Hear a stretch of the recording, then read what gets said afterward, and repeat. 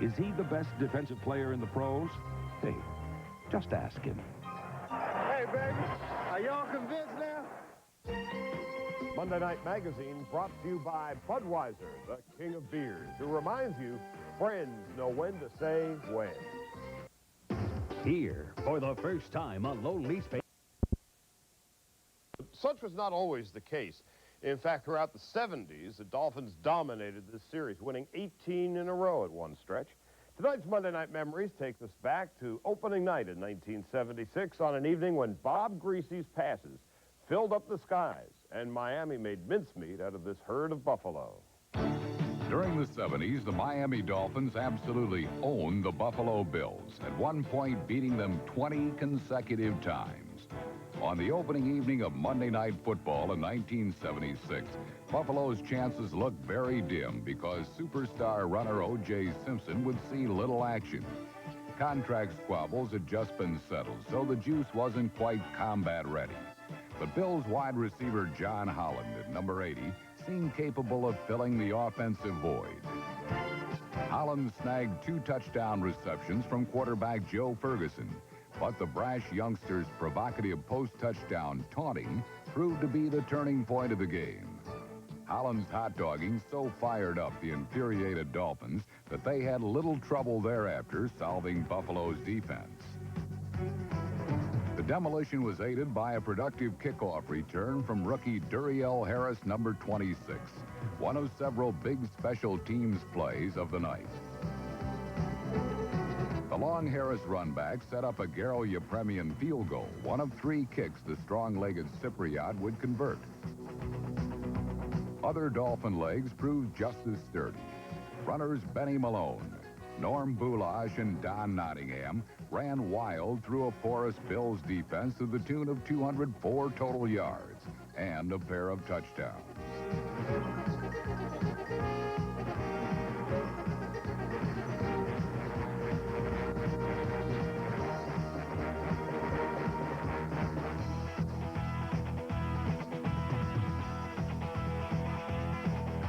Meanwhile, the juiceless Bills' running game was running dry, totally stymied by a quick-hitting Dolphins defense.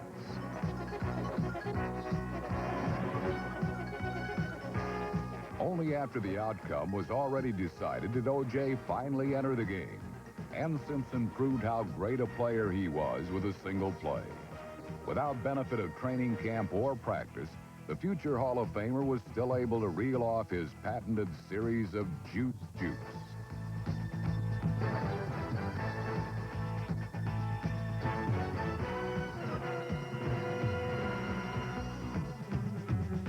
The run helped add one more score to the Bills column, a Ferguson touchdown to wide receiver Bob Chandler. But the passing game, like the running attack, was clearly superior on the Miami side. Quarterback Bob Greasy found targets such as Howard Twilley and Nat Moore wide open for business. All told, it was another routine day at the beach for the Dolphins, who drubbed the Bills 30-21. Ironically, the 1976 season would be the only losing season the Dolphins would ever endure under head coach Don Shula. If you're looking for a way to beat those old car blues, your Isuzu dealer's got the right Isuzu for you. Now's the right time for year-end savings on selected 91 Isuzu cars and trucks, like the versatile Isuzu Trooper LS, priced at up to $1,800 off during the Isuzu for You sale. Info stylish pickup Trooper, rodeos too. Your Isuzu dealer's got the right Isuzu for you. The Isuzu for You sale ends soon at your local Isuzu dealer. Great things happen when you put on a uniform.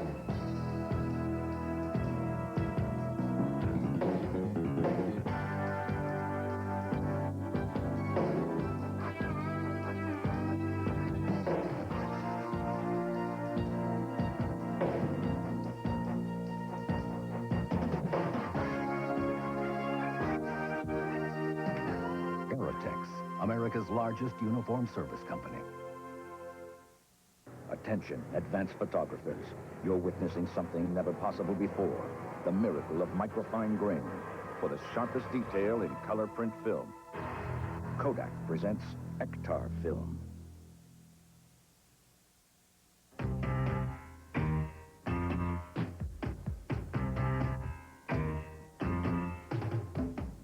gold is where you find it, and the Buffalo Bills struck the mother lode in the 4th round of the 1985 college draft. They selected receiver Andre Reed from tiny Kutztown State, never quite dreaming that someday this guy would blossom into the AFC's most versatile pass catcher. He can go deep, he can run short, precise routes. He'll catch him in traffic, he'll run the reverse, he'll block when you need it.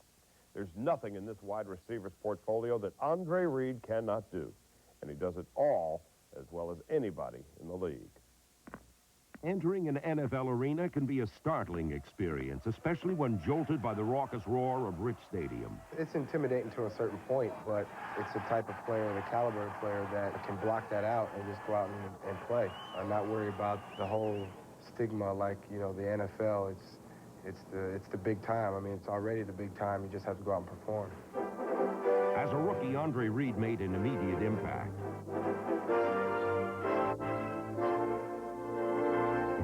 In the 1985 preseason, he led Buffalo in receptions, earned a starting position. And when the Bills were in a pinch, his number was at the top of their list. This is where it gets tough and the traffic gets heavy. Looks, throws, end zone. An unbelievable catch by Andre Reed. Let's do something with the ball, baby. What Andre Reed has done with the football is astounding. In only 6 seasons, he's become Buffalo's all-time leading receiver in catches, yardage, and touchdowns. They like Andre in these kind of situations. And it is caught by Reed for a touchdown. Sets up, looks, throws to the end zone. Touchdown, Reed, what a catch. Kelly out of the shotgun to throw. Long down the middle, Reed's got it. Reed's not only made colorful catches, but catches that counted. Let's get him, baby. We're going to win this game, Bill. Well, it's miracle time for the Bills offense. Right to throw. The in pattern, and it is caught for the touchdown by Andre Reed. Do you believe it? Do you believe it? His clutch catch beat the Rams in regulation, but perhaps Reed's most memorable game winner came when he helped oust the Oilers in overtime. Kelly to throw. He's got a man. It's Reed at the 30. He's on his way. 20, 10, 5. Andre Reed, touchdown. Incredible. What an incredible play. The Bills have won it on the pass to Andre Reed. Reed's exhilarating performance can be directly attributed to the exhausting pace he labors at off the field. I've never been around a player who has a better work ethic than Andre Reed. He is constantly seeking to improve himself. You know, everybody here has some sort of equal talent, but I think it's the guys that take it a step further and, you know, do those little things that somebody might not see. Reed's meticulous attention to detail has not gone unnoticed and has enabled him to make every pattern picture perfect. Practice is the preparation for the game. That's what it's about. I think if you're not a great practice player, you're not going to be a great game player. I think if you intertwine both of them together, you're going to be a good player.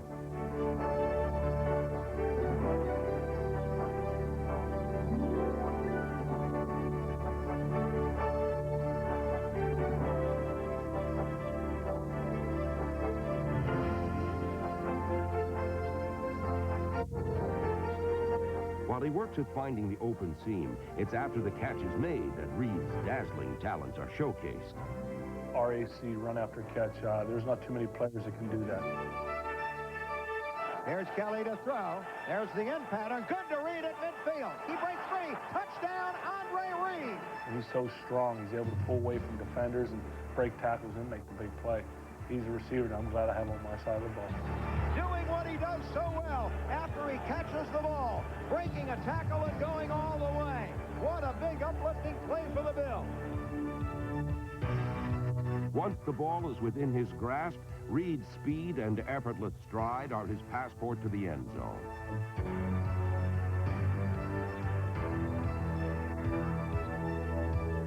If you give him an inch, he'll take you a mile.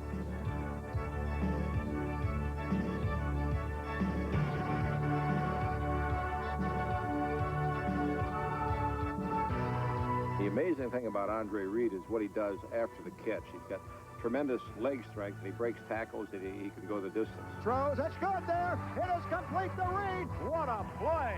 What a play. never see a better play by a wide receiver than the one Andre Reed just made. Each game he improves, polishing his patented catch, tuck and turn, moves that are the signature to his craft.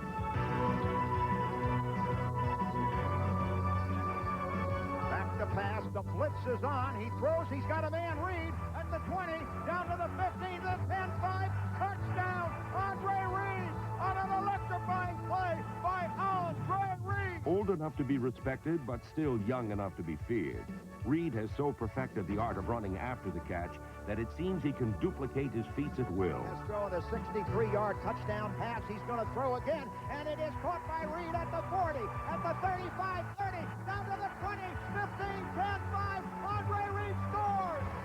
Andre Reed breaks another big play for the Bills. It is Andre Reed, the best running receiver in the game today. One day, a few thousand birds decide they don't like people. Really don't like people. The people try to fight back. But eventually, the birds win. The difference between watching a movie on an ordinary television and watching it on a Mitsubishi home theater system is the difference between hearing about it and being there.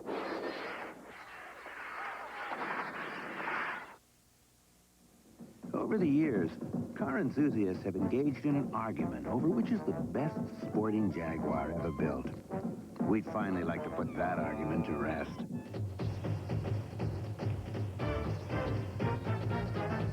Introducing the 1992 XJS, the best sporting Jaguar ever built, with the best warranty we've ever offered. For the name of your nearest Jaguar dealer, call toll-free.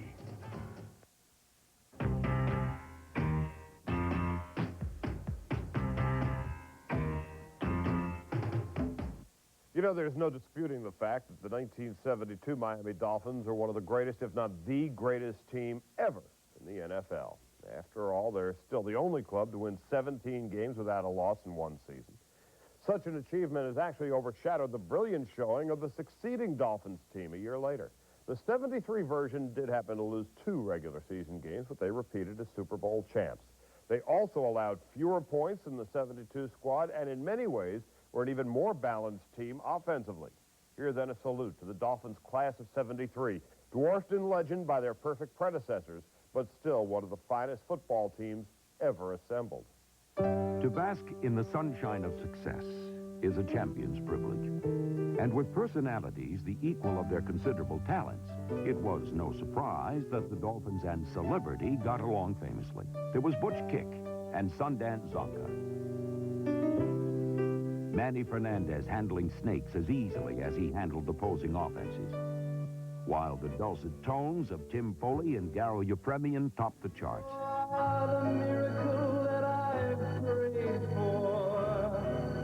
You're more than I ever hoped you'd be. Want to lose? I've lived my life in vain.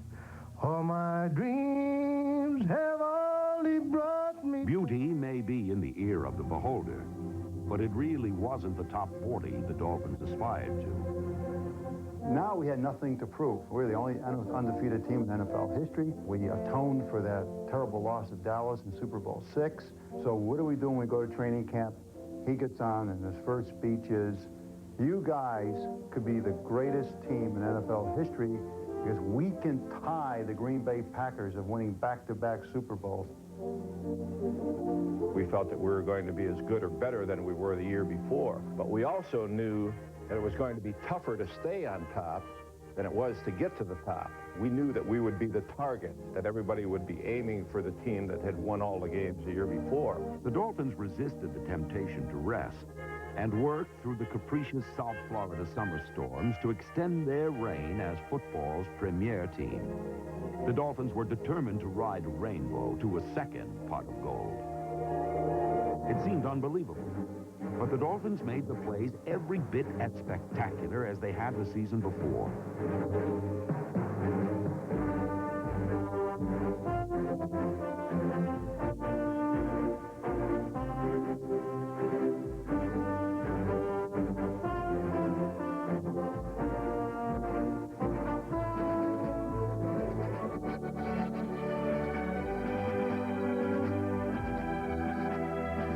finished the season 12-2. But in many ways, that team had been even more dominant than it had a season earlier.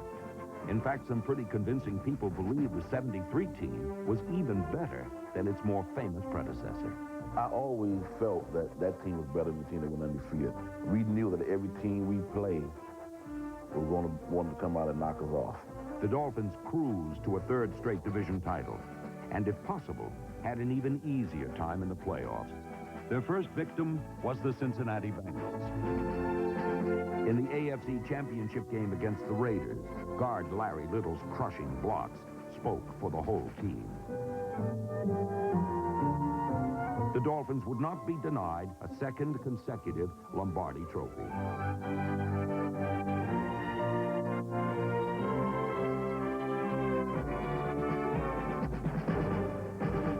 Going into the playoffs, we had supreme confidence, and we just swept the playoffs. I mean, it wasn't even close. And then in the Super Bowl ball game, it was just complete domination.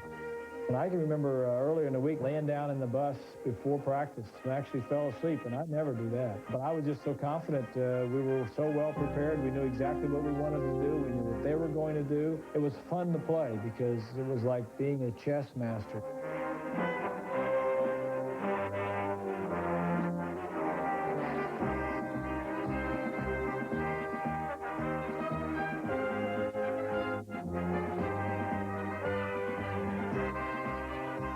The offense really had the confidence that they could take apart the Viking defense. And when you look at the highlight film of the holes that Zonka was running through that day, they were unbelievable.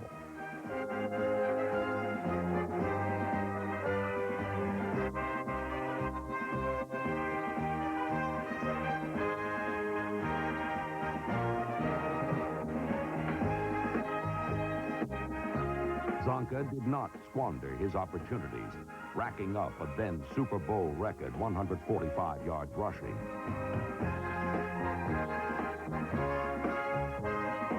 For his efforts, Zonka was named the game's MVP. But it really could have been anyone, because on that day, the Dolphins were as close to perfect as any team could be in registering a 24-7 victory. Again, Dolphins were world champions. In 2 sublime seasons, the Dolphins compiled an incredible 32-2 record and 2 Super Bowl titles. Achievement so great that only because they did it do we believe it could be done. Monday Night Magazine has been presented by Mitsubishi Electronics. This program would look better on a Mitsubishi big screen.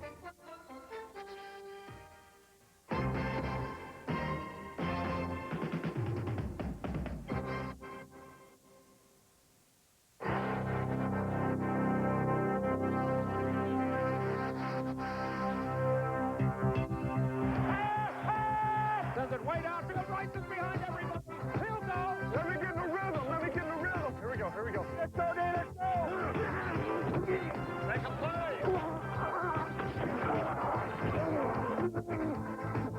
Oh, yes. Yes. Unbelievable run. What effort. What effort. He chucks in touchdown. Unbelievable. Edge Monday Night Matchup. Tonight, an AFC Eastern Division rematch as the Buffalo Bills visit the Miami Dolphins. Now we're talking. Now we're talking.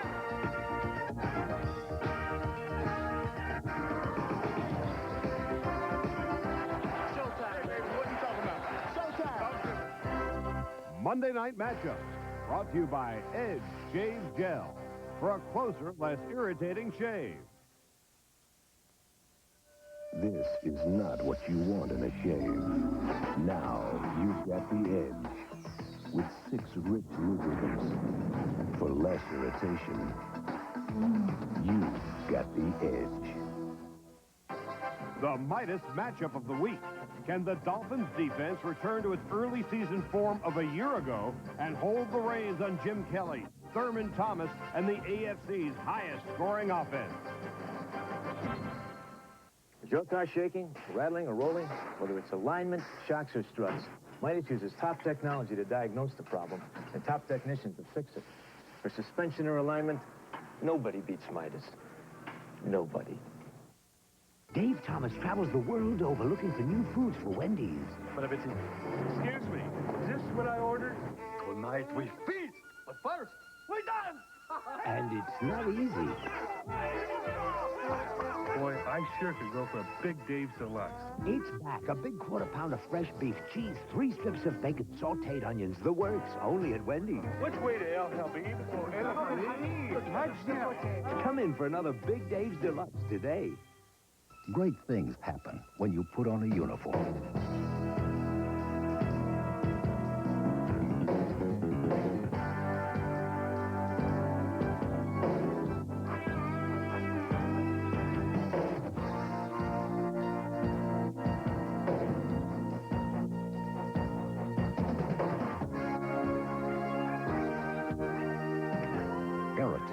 America's largest uniform service company.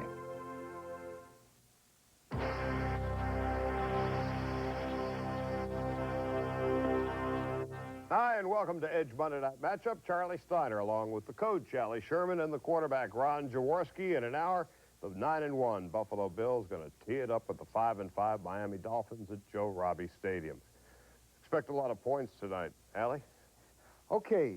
Both teams have terrific pass offenses, capable of scoring a lot of points. Along with that, they both have 2 very bad defenses. I think it's going to be a catch-up matchup type of thing, fellas. The guys who have the ball last will be the winners.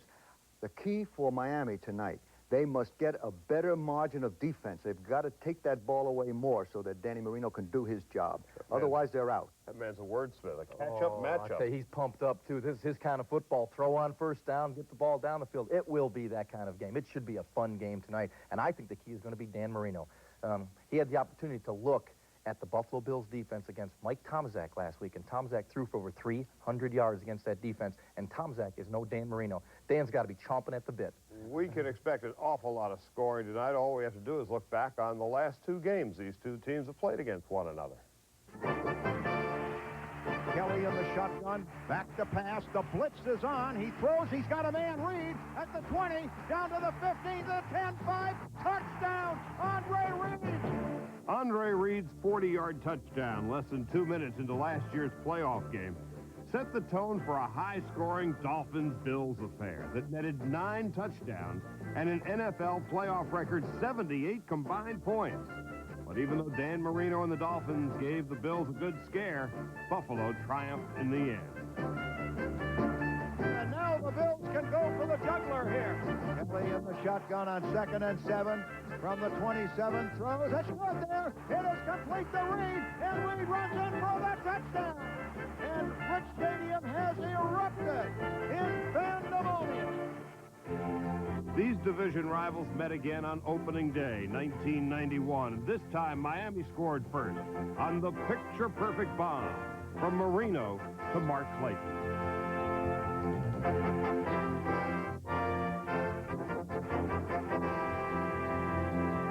Miami would take a 14-0 lead before Buffalo got started. But once the Bills got going, there was no stopping them. Jim Kelly and the Bills overtook the Dolphins on this 50-yard touchdown pass to Thurman Thomas. But Marino's rifle arm would keep the Dolphins in the battle. Thurman Thomas would reach the end zone twice for the Bills. The second score would seal the deal. Here's Kelly, a running play. Thurman Thomas flies down to the goal line. He's in for the touchdown. The Bills come into tonight's game with just 1 loss. They aim to keep it that way. Well, this may not qualify as a scoop that the Buffalo Bills rank #1 offensively in the entire National Football League. But what may be somewhat surprising is that the ageless wonder, James Lofton, is the #1 receiver in the AFC, #2 in the NFL in total reception yardage. We'll be back to take a look at the entire Buffalo offense, how it relates to the Dolphin defense, in just a minute on Edge Monday Night Matchup. Kelly back to throw again. Kelly looking, has time. There's the long one down the field, and it is caught for the touchdown by James Lofton. Buick has been building quality for years. Now, the tradition continues. The all-new 1992 Buick LeSabre, designed and priced with you in mind. stunning new styling. And beyond the good looks, we think of you with driver's side airbag, easy access trunk, and available anti-lock brakes. Recently, Consumers Digest recognized the exceptional performance and value of the all-new LeSabre. They named LeSabre a best buy among all full-size sedans. You asked for a quality-built car at a terrific price, and LeSabre delivers. Now, with an amazing 2.9 APR GMAC financing up to 48 months, you could save thousands. The value is astounding. See your Buick dealer in the Southern Tier for qualification details, bringing you quality that makes us proud to drive American again.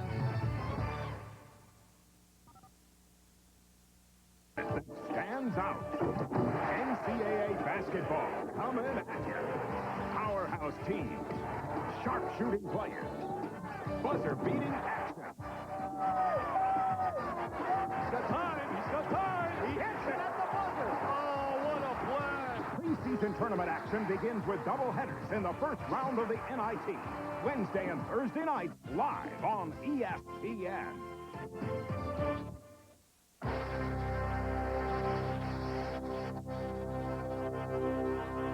You know, back in the 70s, Allie, the Dolphins had the no-name defense, and they did not deserve that moniker. In the 90s, they still have a no-name defense. This time around, it seems that they do. They do, and I saw a quote by the defensive coach of the Miami team, Tom Olivadotti. He said, hey, everybody's got to stop telling me how to beat Buffalo, who scores so many points on us. I've tried blitzing 15 times a game. I've tried zone defense.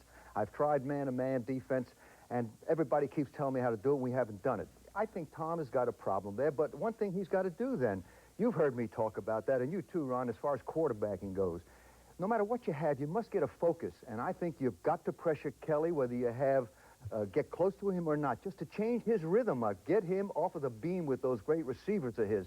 If he what did you hate most? Did you like blitzing most of the time, or did you like a change of the rhythm where you felt pressure and then coverage? Any quarterback is affected by quick pressure, and I think that's what you're saying is they're not getting the quick pressure. Yeah, but not maybe to take it back 1 second. Tom Olivadotti has tried everything.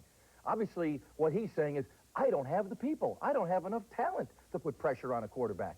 Okay, all the more reason then, instead of just going to a major defense where he thinks the 3 or 4 guys up front are going to pressure that quarterback, hey, you got to shoot it. He's going to get hurt otherwise. He's going to get burned badly. And he's got to do, again, I think it's a matter of rhythm. You can go to a lot of a good piece of coverage, but get in there and make Kelly. Last year in the playoffs, the Raiders tried that against Kelly, the pressure.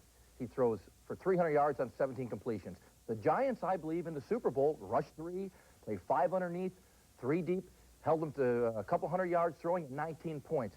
I don't think either of those are the way. I think a mix of that to keep Jim off guard. Right. Anything that slows your trigger finger down because of a different look slows your receivers down. The Buffalo Bills come into this game with the #1 offense in the NFL, averaging 411 yards per game and 30 points per game. On paper, it looked like a mismatch. Here's Allie with more. Let's look at how the Kansas City Chiefs defensed the Bills. They used only 4-man fronts, as you see here, and 3-man fronts. For them, it was the best percentage tactic. Reason? Their manpower. Men like Derek Thomas were capable of beating Bills blockers themselves and creating consistent pressure on Jim Kelly.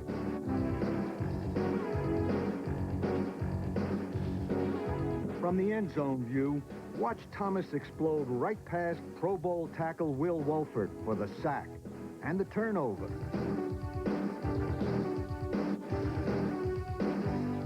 The Chiefs' formula? Our defensive front will hurry Kelly and break his rhythm. Add to this varying secondary coverages with 7 and 8 men to break the rhythm of the Bills' receivers so that they won't immediately recognize where the holes are for completion. Here it's a 3-man rush. You'll see Thomas create that hurry-up pressure from the outside. Buffalo's 4 receivers on this play, Beebe, Reed, Thomas, and Lofton, cannot find an opening in the 8-man coverage quickly enough. And the result, Kelly has nowhere to go with the ball and is forced out of the pocket and into a sack. What makes this formula work? Having the manpower ability to pressure the quarterback consistently with 3 or 4 people. I believe Miami coordinator Tom Olivadotti may not have recognized that his down linemen are not physically capable of establishing enough hurry-up pressure. Without a pass rush, none of his 7- and 8-man coverages present any problems for Kelly and his receivers.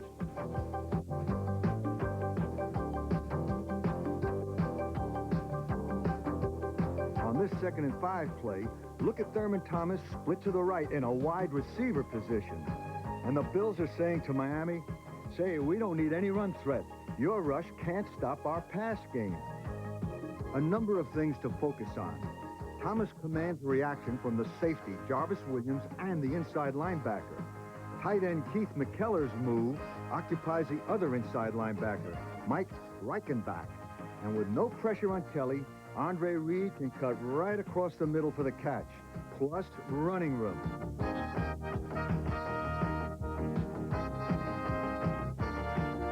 To disrupt Kelly's rhythm, Olivadotti must show more recognition of his people's limitations.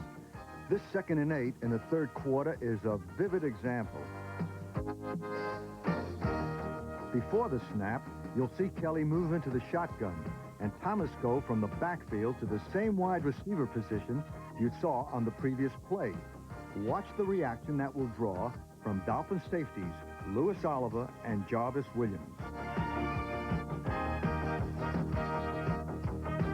Varying the coverages against Kelly and his receivers won't do it by itself, and Miami's 4-man pass rush is just not good enough to add that necessary dimension.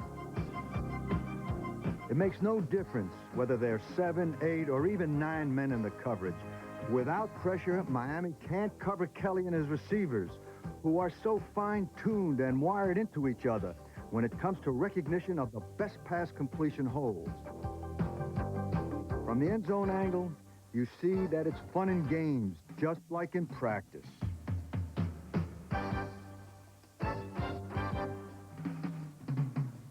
If he doesn't upset Kelly's rhythm by creating hurry-up pressure, Olivadotti may have a nice sideline view of Jim completing a lot of balls. On 3rd and 15, the Dolphins rush 4, dropping 7 into coverage.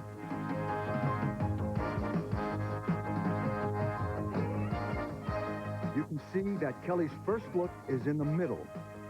He's waiting for Reed to get deep enough to cover the 15 yards needed for the first down. But that won't be there, and Jim recognizes that quickly. With 5 seconds to stay in the pocket, Jim has more than enough time, and that gives James Lofton the opportunity for adjustability, coming back from a deeper position to the needed 15 yards. Let's watch it from the end zone. Tonight, I believe Coach Olivadotti must mix his varying coverage defense with a bigger commitment to more men up front to pressure Jim Kelly. You know, Ron, when you think of the Buffalo Bill offense, you think of Kelly throwing long to Lofton and Reed over the middle and to the tight end, McKellar, and so on.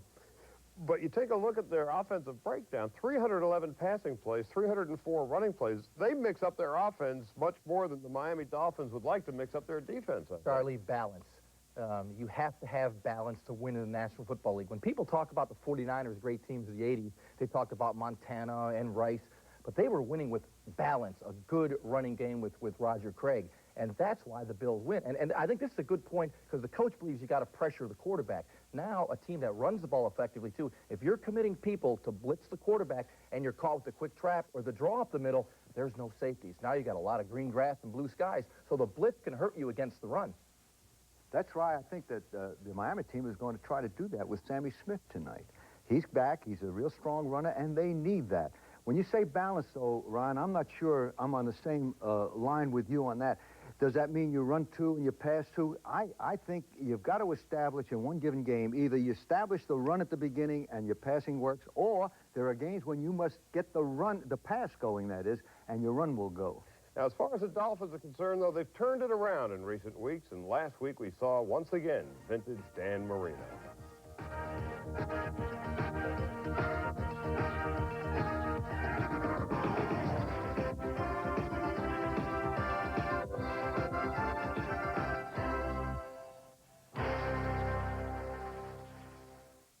Edge Superior Performer of the Week. Mark Rippon, the Edge Superior Performer for Week 11. The Washington quarterback continued to silence his critics. His numbers against the Falcons: 16 completions, 442 yards, and 6 touchdown passes. 10 straight for the Skins. Washington 56, Falcons 17. Mark Rippon, the Edge Superior Performer of the Week. This is not what you want in a shave.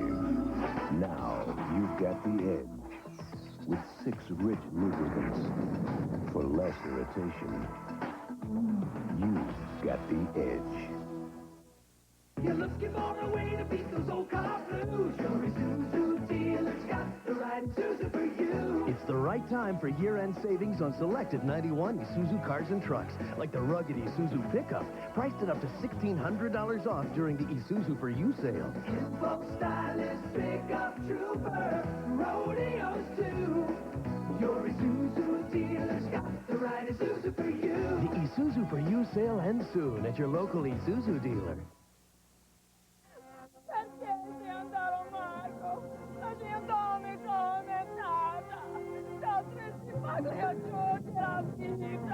Why are foreign films so foreign?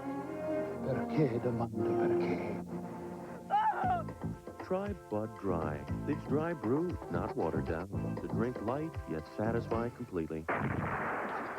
So at least refreshment speaks to everyone.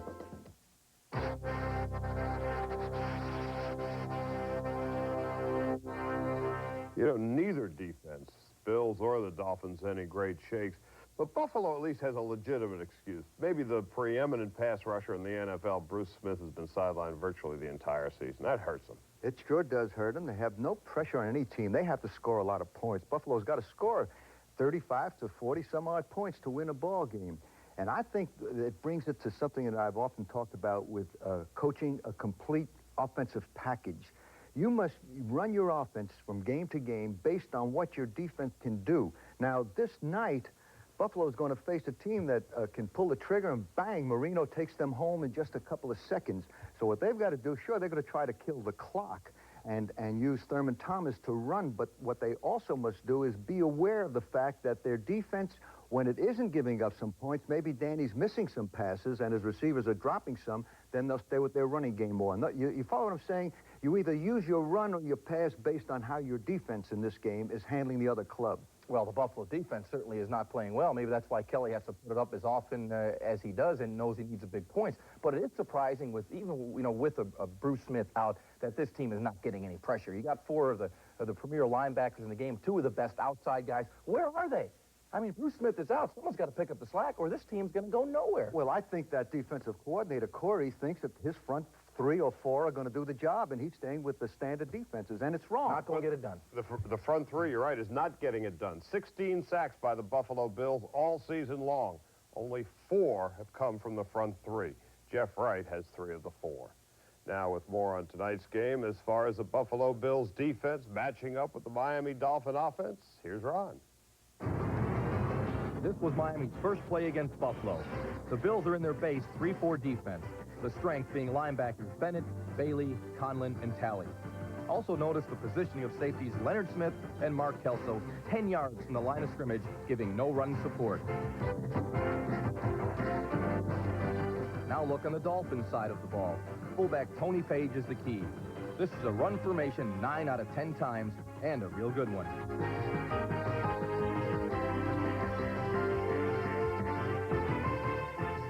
You see it from the end zone view. Watch how the offensive line blocks are easily set up and executed. And then watch Page get a clean angle as he'll lay a helmet on inside linebacker Shane Conlon. There's only one man the design of the play doesn't allow you to block, but that's the free safety Kelso, and he's now 15 yards from the point of attack. Out of that formation and the I formation, Miami ran effectively early against a Bills defense that has trouble stopping the run. Let's move to the second quarter. Here's Miami in the I, and the Bills are in their base 3-4, which they stayed with almost all the way in the first matchup.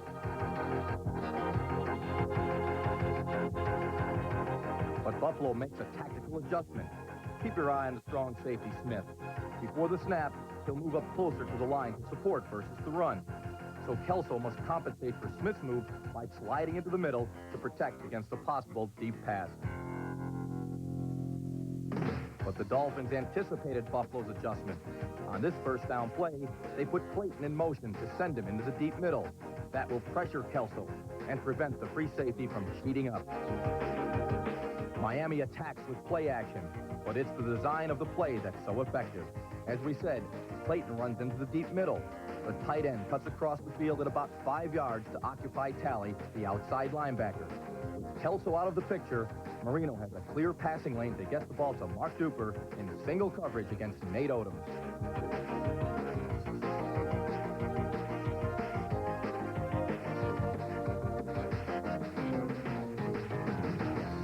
A great play call and outstanding execution. Now let's move ahead 3 plays. Another 1st and 10. You see Miami in the same formation we saw on the first play of the game. Remember, this is a high percentage running formation to the side of the fullback page. This time, Kelso, reading Miami's run tendency, will move up at the snap, while Smith will slide into the middle. That's a good adjustment by the Buffalo defense. Again, the Dolphins go with first down play action. Marino's primary receiver is Duper on the sideline square out at about 10 yards. That's one of the Dolphins' favorite plays.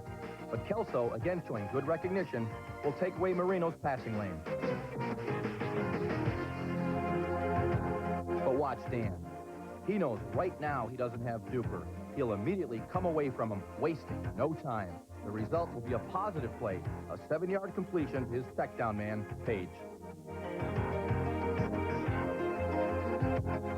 No quarterback in the NFL has better pocket presence and awareness than Dan Marino, and a better instinctive feel for reading secondary coverages. We'll end with a play that only Dan Marino can make. At the snap, Dan will read the reaction of safeties Smith and Kelso. If they split, as they will, he knows the middle of the field will be open. The first thing to notice will be Marino's response to the inside pass rush pressure. He moves. He doesn't run. That's the essential difference that separates Marino from the rest. Remember, he knows the middle will be open, that he can get the ball to Clayton right here. From the end zone angle, you can see the remarkable touch, timing, and accuracy that Marino demonstrates. The Dolphins cannot beat the Bills tonight without an outstanding game from the league's top quarterback. The popular assumption, of course, is the Miami Dolphins have a high-powered offense.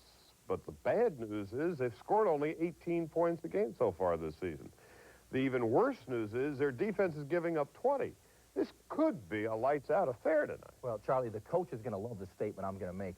Don Shula has to quit playing offense to protect his defense.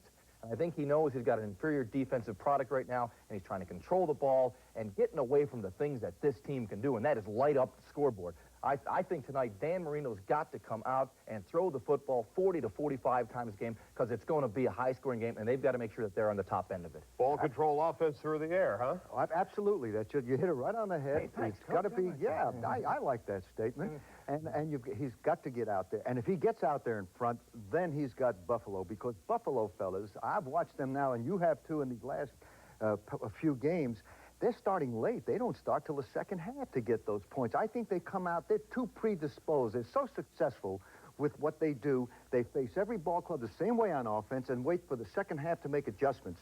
They can't do it against Danny tonight. I've been concerned, too. Now Buffalo fell behind in the first game, 14-zip, and I think Miami went into a little bit of a shell. When you get that lead, you've got to keep pounding on it. You can't go into a shell against this Buffalo team. I think it's got to be a wide-open, throw ball affair to beat them. Dolphins and the Bills coming up in about a half hour. Coming up in about a minute, our final points and predictions on Edge Monday Night Matchup.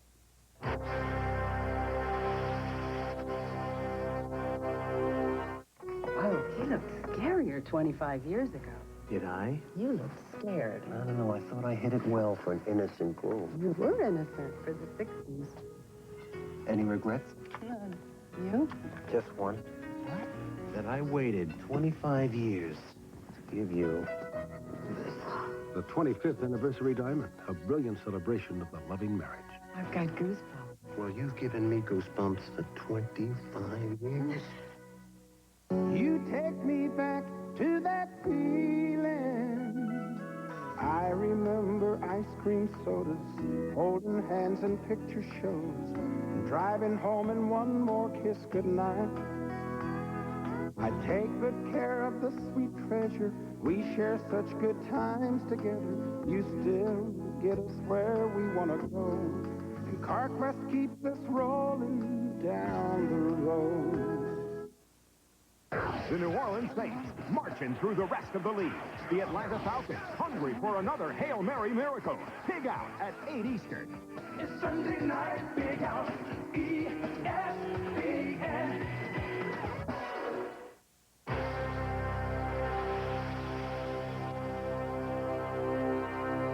Time for our hurry-up offense, and offense is the key word tonight, huh, Allie? It's going to be a catch-up matchup. You right, fellas? Look, I think that Danny Marino could have a big night tonight. He very well may do that. But Buffalo has got too much of a running game with Thurman Thomas, along with that pass game, and I think the balance goes to them in a high-scoring game. Balance goes to the Bills. What do you think? Well, I like the Bills also. I believe both of these teams will be exploited defensively. No question, the Bills have the balance with the running attack. I like the Bills.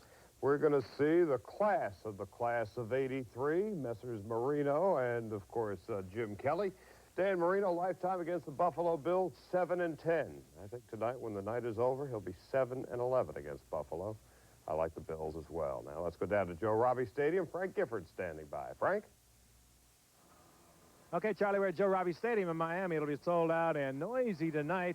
The Miami Dolphins at 5-5, the Buffalo Bills at 9-1. The Bills, you got to think, are thinking about home field advantage. They'd like to play all of them in January up there. Meanwhile, Miami is, well, now they're really kind of up against it. If they lose this one, I think they can, well, not mathematically, but they could start thinking about next year. I think what Miami has to do is win either tonight or next week at Chicago, because the rest of their schedule is pretty soft, and certainly it would be easier to win at home tonight than at Soldier Field in the cold next week. But Miami is playing very well. Don Shula told us last night this team is as healthy as it has been at any time during the 1991 season.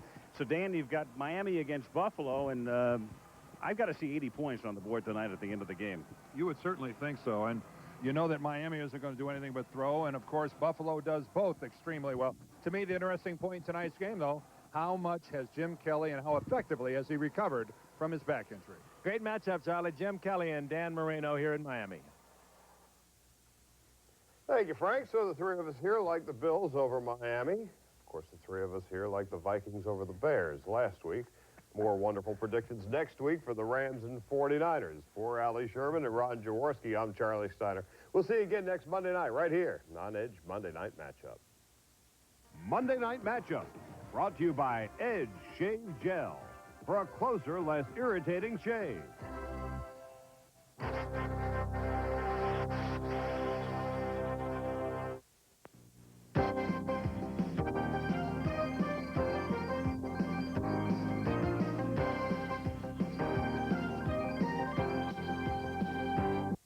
Well, that's no surprise, 'cause milk tastes delicious. You're not a kid anymore. And I tell you what's more, you're not a kid anymore. Milk's good for you. You're not a kid anymore. Milk, because you're not a kid anymore. Kid anymore.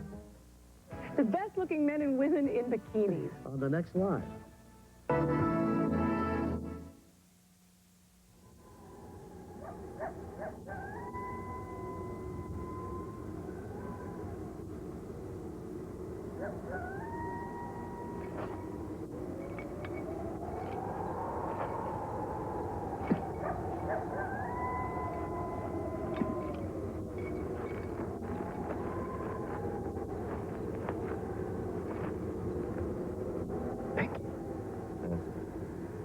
Pinky. Pinky!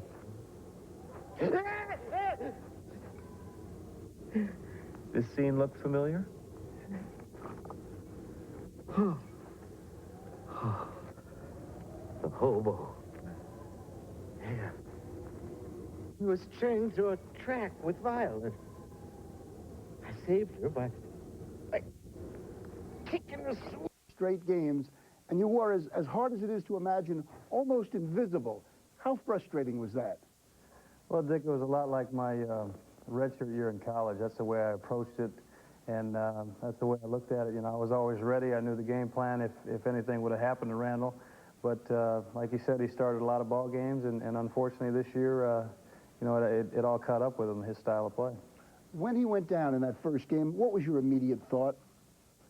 Well, my immediate thought was just to go over and warm up. You know, I've seen him go down before and take his time getting up, and he always did get up. So, you know, I just rushed over and got a ball and started throwing. But, you know, after a while, I looked out there, and he still wasn't getting up. So I didn't know how serious it was at the time, but I knew I would be in the game. You know, I didn't know for how long, though. You've been in for quite a bit. You've completed, as I said, more than 60% of your passes. You've got a chance for 2,400 yards for the first time in your career. You've won 3 games in a row. Are you, as the statistics seem to indicate, better than ever? Well, I think it's a lot has to do with our offensive philosophy. You know, in Chicago, we were basically a running football team, and we did a lot of play-action pass and stuff like that. Here, we have I have an opportunity to throw the ball. It's more of a timing offense. There's a lot of different outlets, and I can get rid of the football, read the defense as quick as I can and get rid of it. And that's what I was used to in college. When Randall went down, a lot of people, you know, wrote the Eagles off, said that's it for them this season. Did that inspire you? Did you want to show them?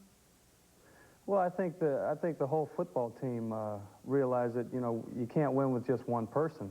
Randall's a great player, there's no question about that, but you need 45 people to win football games.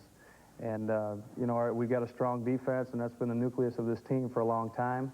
And offensively, we just had to put it together and start doing things the way the coaches wanted us to, because I'm not going to be able to improvise like Randall Cunningham. You know, nobody's got that ability to avoid rushes and make big plays the way he did. But, you know, my job is just to get rid of the football as quickly as I can, avoid sacks, avoid turnovers, and just, you know, move the offense and keep the ball out of the other guy's hands. The special ability that you seem to have is an ability to inspire guys to play as well as they can, to be a leader, to be a winner.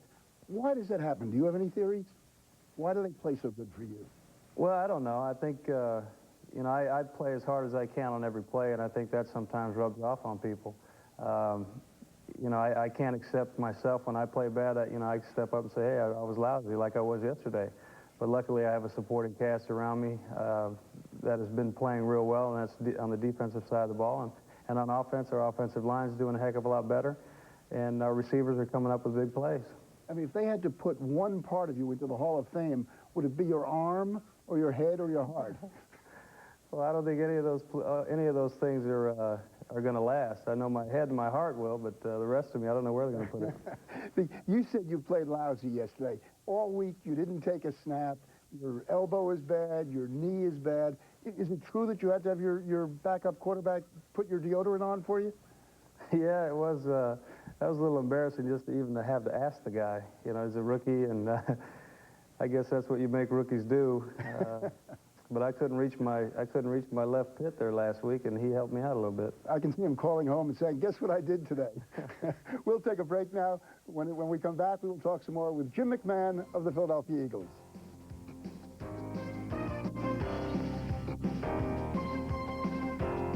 Shop Talk is brought to you by Bud Dry.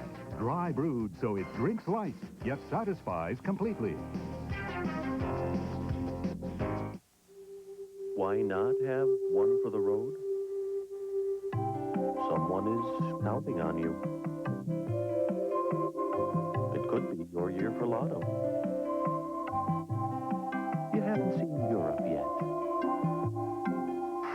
In fact, you never know what's around the corner. If you need a better answer, you don't understand the question. A message from Bud Dry. Super duper duper. Before you buy a compact camcorder, ask. Will its tapes play in my VCR? No. It's got a man answer. Zigzag zoom. Will its tapes play in my VCR? No. What? Now this is the Panasonic Palmcorder camcorder. Will its tapes play in my VCR? Yes, it's VHS, so its tapes can play in all VHS recorders. Will its tapes play in my VCR? It will, when it's the Palmcorder from Panasonic. What's up? The talking elephants our sales force left with yesterday? Yeah, there's been a little problem. Do we have any that speak elephant? So who's going to get them to all of our salesmen? One company offers 1030 delivery to more places than anyone and treats them all with mammoth importance. Presenting Hugo, the talking elephant. Federal Express, our most important package, is yours. At Radio Shack this Christmas, you'll find hundreds of great gift ideas. Computers for home or business, stereo systems, speakers, CD players. Even Santa would have to admire our selection of radios, calculators, and electronic clocks. Nearly 60 telephones and over 80 cassette players, Memorex VCRs, and camcorders. And don't forget our top-rated batteries. You'll find it all at Radio Shack, America's technology store. Welcome back to Shop Talk with Jim McMahon of the Philadelphia Eagles, who in his 10th NFL season is ranked 4th in the conference in passing. And Jim, we'll take our first phone call from Mark in Detroit. Oh, no, from Eric in Detroit. Go ahead, Eric. Yes, just wanted to say, first of all, that Jim McMahon is one of my favorites because he just speaks his mind and doesn't really mind what people think, and the sports writers and the media. I just wanted to ask you, what's been your secret? You've had a lot of injuries. What's been your secret of sticking around in the NFL? Well, I think basically is trying to work through the injuries and trying to keep myself in the best shape I can in the off season. I know that's contrary to popular belief, but you know, I do work out pretty hard in the off season.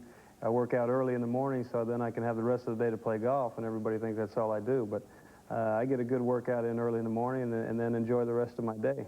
He also spends time raising his 4 children, 2 of whom just popped up behind him. We'll take our next phone call from Mark in Fort Dodge, Iowa. Mark, go ahead with Jim. Yes, hi, Jim. How you doing? I'd like to ask you, do you miss playing for the Bears? Well, I miss the guys on the team, that's for sure. I miss, you know, being there for 7 years. You make, you know, great friendships, and I still keep in contact with a lot of the guys that are there. I definitely miss being around them day in and day out, but, you know, I see them in the off season. I go back to Chicago, that's my home, and I see quite a bit of them when I'm back there. Jim, could you talk a little bit about your relationships with your different coaches? I mean, start like now with Rich Kotite. Well, how does that work? I think Rich and I have got a real good relationship. I think we're both on the same page as far as what we want to do offensively. We talk a lot during the game and during the week about, you know, different situations, and you know, I respect the guy a lot. He came in here last year and put a new offense in, and it's done real well for us. And before that, of course, Buddy Ryan. Well, Buddy, I knew Buddy when I was in Chicago, and he's, I tell you, I enjoy the man. I think he's one of the great coaches that have been in this league, and hopefully he'll be back in the league shortly, because you need people like Buddy Ryan around just to keep the media happy. Okay, we have a call now from, I think from Green Bay, Wisconsin. Go ahead. Yeah, my question's for Jim. Jim, who's the only quarterback that ever woke you up during meetings? What's up, T-Zach? Well, I'm in the middle. This is my mystery caller, huh? This is your mystery caller. All right. This is your life, Jim McMahon. Jim, you want to... You had a good game yesterday, huh? Yeah, I had 240 yards passing in the first half. I should explain that this is Mike Tomczak, who's calling in, and they played together in Chicago. That was a weak disguise, though, T-Zach. I got a million and one questions to ask you on the air, so I figured you're the only guy I know that could sleep in meetings and go out and throw for 300 yards on Sunday. Is he giving away secrets? As you know, meetings and film watching is overrated. And so, you know, I think...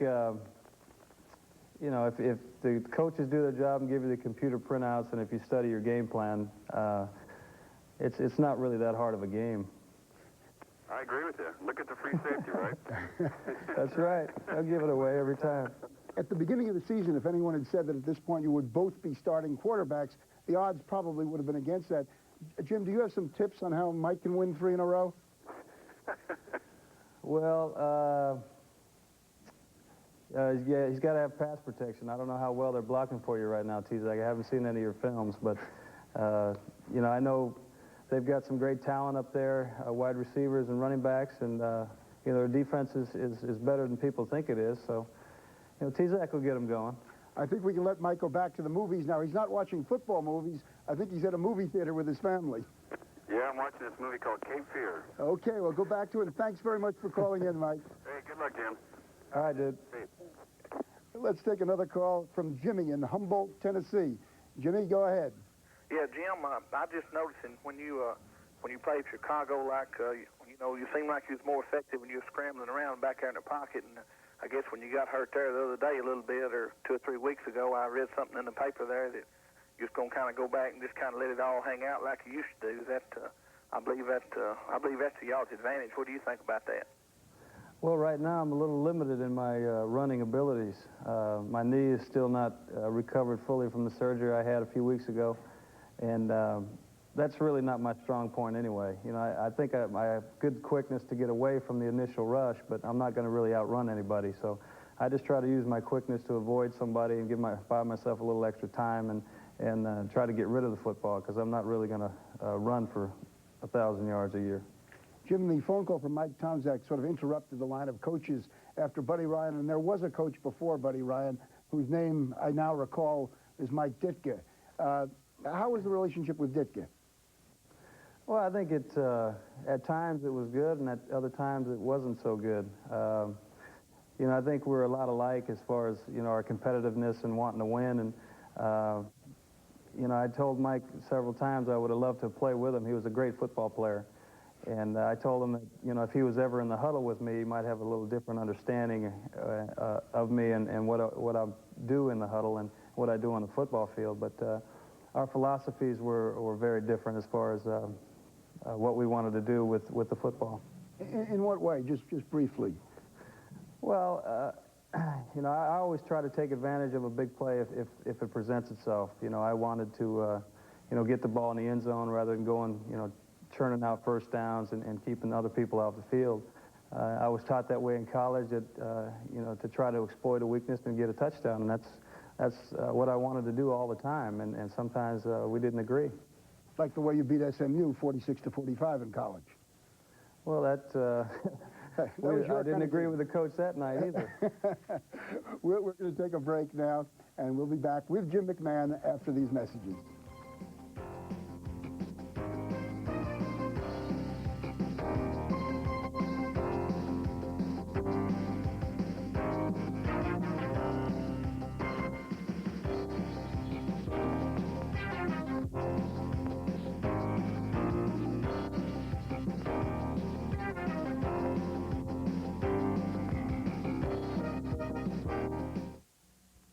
Some beer companies pour their money into expensive sports events. That can be a trap for you. Other beer companies pour their money into commercials filled with bathing beauties. That can inflate the price. But at Genesee, we pour our money into the purest water and the finest grains. Jenny Light, the light beer that's real beer. Here, for the first time, a low lease payment never before seen on full-size Chevy pickups. $259 per month, no down payment. And this truck is loaded. That's worth another look. Because when we say loaded, we mean a V6 with air, stereo cassette, cruise, tilt, power windows and locks, anti-lock brakes, and more. For $259 per month, 48 months, lease a loaded full-size Chevy. And there's more. We have special low lease payments on 3 more popular Chevy and Geo models. For a limited time, only at your local Chevy Geo dealers. Before the Buffaloes roam and the Cougars roar, before fans get crazy and the passes soar. Preview, profile, first and 10. College game day, ESPN. We are back with Shap Talk, and we have with us Jim McMahon of the Philadelphia Eagles, the 4th-ranked quarterback in the National Football Conference. And we'll take a phone call from Travis in Grants Pass, Oregon. Go ahead, Travis. Yeah, hi, Jim. Hello. I'd like to know, what's the game that you remember most? Well, that's kind of hard because there's been so many games. I try to forget the games that we played, and I try to concentrate on games that are coming up. I can't forget the Super Bowl, obviously, or the playoff games. I thought those were more fun actually than the Super Bowl was. And there's a lot of games that that you think back on later, but you know, I try to forget them for now until I'm through with football. You know, I mentioned before that 46-45 game you won from SMU. Could you have imagined that there would be a higher scoring game like the one this week, the 52-52 game? Well, I heard that score the other morning after the game, and you know, it didn't surprise me any because both teams are able to, you know, move the football through the air, and you can get a lot of points that way. That 1985 season, from your point of view, was that as close as you've come to a perfect season? Well, we only lost one that year, and that's as close as I've come. In college, I know we lost one game one year and two the next, but you know, that season everything fell into place. We kept everybody healthy that year. We played great defense. Offensively, we controlled the football, I think, longer than anybody in the league that year and scored more points. So I think our offense really did do its job, and that kept the defense fresh, and they played great. I want to talk more about the Bears, but before I do, we have another phone call from Joe Theismann, who is a friend of yours and a friend of mine. And Joe, I know you have something you want to ask Jim. Yeah, hi, Jimmy. How you doing? Good. Listen, I was last night when I watched the game, we had a film clip of you, and I noticed you're wearing a tinted visor. Why? Well, I went to a visor actually when I was in San Diego.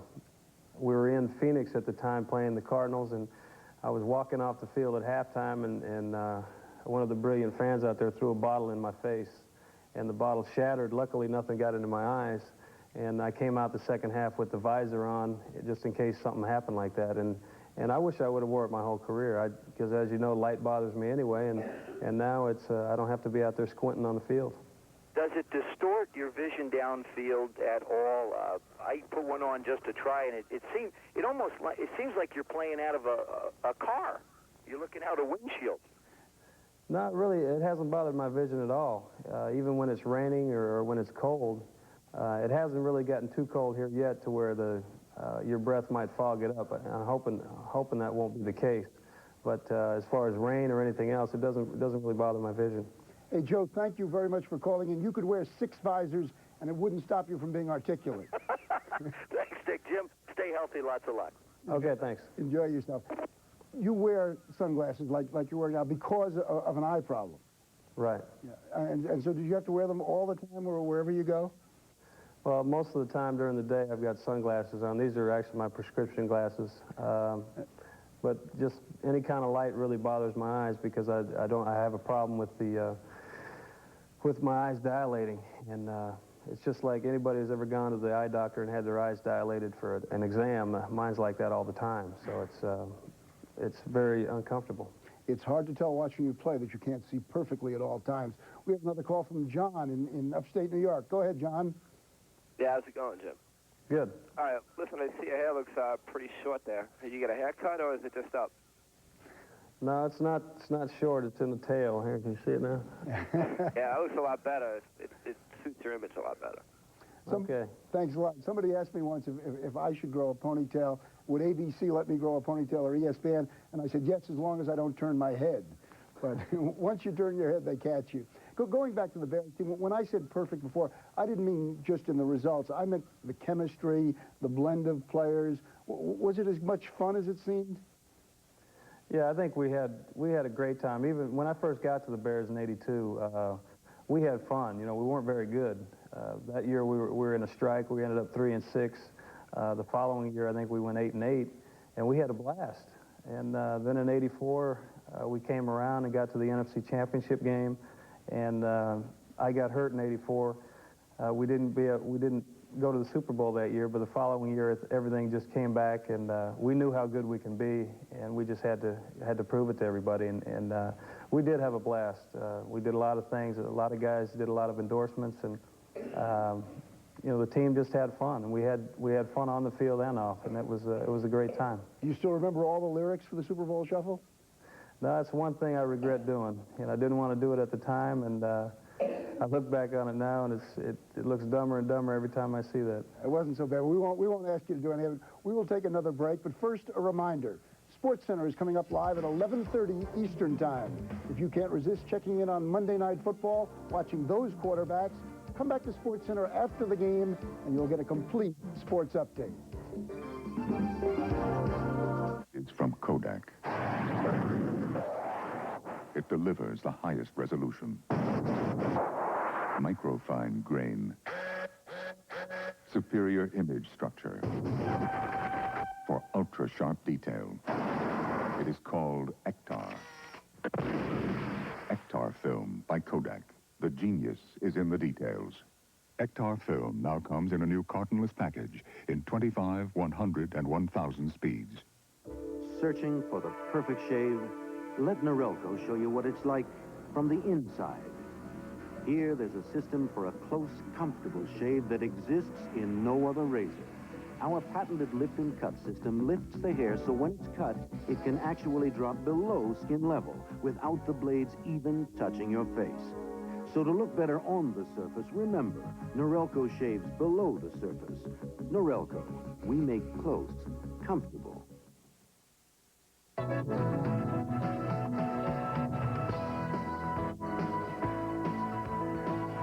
Ground transportation provided by Kerry Limousine. Kerry in over 300 cities worldwide. Hotel accommodations provided by the Lowe's New York Hotel, conveniently located in the heart of Manhattan. Welcome back to Shop Talk. Jim McMahon is with us, the man who led the Chicago Bears to a 15-1 season in 1985 and to the Super Bowl championship. And Jim, what was your reaction the first time you found out William Perry was coming into the backfield with you? Well, we'd known about it during practice, so you know, we were expecting it and ready for it, and you know, that was fun too. You know, it was I really can't explain the feeling of handing the ball to William and seeing him go over the line, and it was actually hilarious. Were you at all in fear that he might eat the football? No, I wasn't in fear. I was just in fear that he might run into me. And you know, I always told him make sure he runs. I'd you know, kind of point to where he was supposed to go, so there wasn't any problem with that. He was one of the characters, certainly, of football that year. You were one of the characters. There don't seem to be quite so many characters anymore, the ones who are willing to say whatever they feel. Do you find that to be true? Well, I think the league's really getting kind of stale. I don't know if it's because of the new regime, but it's, you know, you can't celebrate anymore. You know, you can't, you know, they're talking about your different shoes, and there's really there's no fun anymore. I think I think fans really enjoy going to the game to see people that have a personality, and they don't like to go out there and see a bunch of robots. And I think it's, you know, unless we can start getting back to having a little fun, it's not going to be any fun for the fans. I agree with you 100%. Can you get a headband that you can fit Tagliabue on? I mean, you did Roselle great. That was a short name. Do you know how to spell Tagliabue? Never mind. We'll take a phone call from Brian in Greensboro, North Carolina. Go ahead, Brian. Hey, Jim, how you feeling? Not too bad. Well, Jim, the reason why I'm calling is I'm a big Eagles fan, and I think the Eagles have the kind of defense that, you know, they have the best defense right now in the NFL, and how well they perform in the playoffs is going to be obviously how well you're going to be feeling. And my question is, it looks like the Eagles are going to get a wild card berth this year. How far do you think you guys can, or how successful do you think you could do in the playoffs this year? Well, I just hope we get there. You know, right now we got a tough 5-game schedule. You know, we go to Phoenix, and Phoenix beat us the second game of the year. Then we got to go down to Houston on Monday night. Then we got to go to New York, and then we finish up here at home with Dallas and Washington. So, you know, we got a tough road ahead. I'd like to get into the playoffs. You know, we're taking it one game at a time, and like everybody's noticed in the papers and everything else, there's a big bunch of teams that are at 6-5, and one team at 7-4. So there's a whole lot of teams that can end up making it there. So I just hope we're one of them. And I think once we get there, you know, I think we can be okay as long as we're healthy. Sam in Colorado Springs, we have time for a quick question from you. Okay, first of all, Mr. Schaff, I really resent your comment yesterday you made about the Denver Broncos because about not going to the Super Bowl. Okay, I apologize. What do you have for Jim? I was wondering, do you think the current Eagle defense, how does that really compare with that 85 defense the Bears had?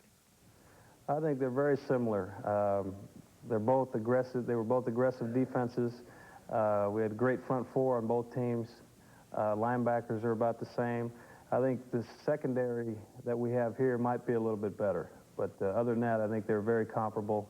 And, you know, it's great to be on their team. It was great to be on the 85 team. It was great to be on this team and not having to play against the Eagles. Okay, we'll take one more break, and then we'll come to say goodnight with Jim McMahon.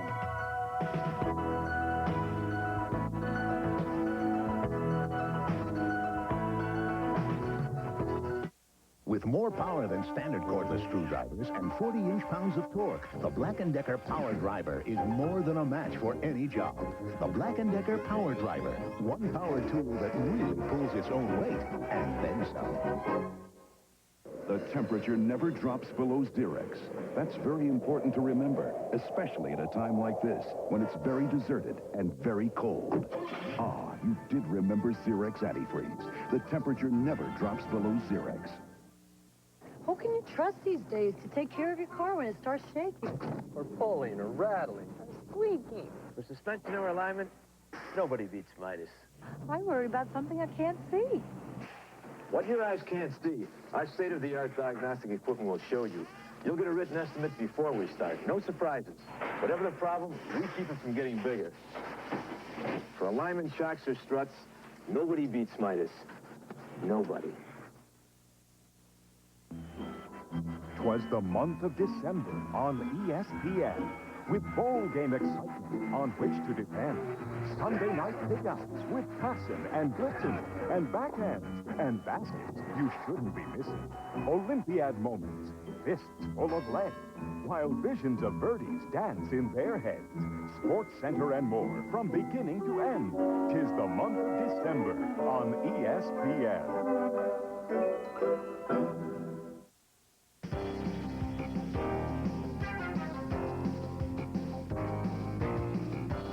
Shop Talk is brought to you by Norelco. Norelco lift and cut shavers for a new level of closeness and comfort.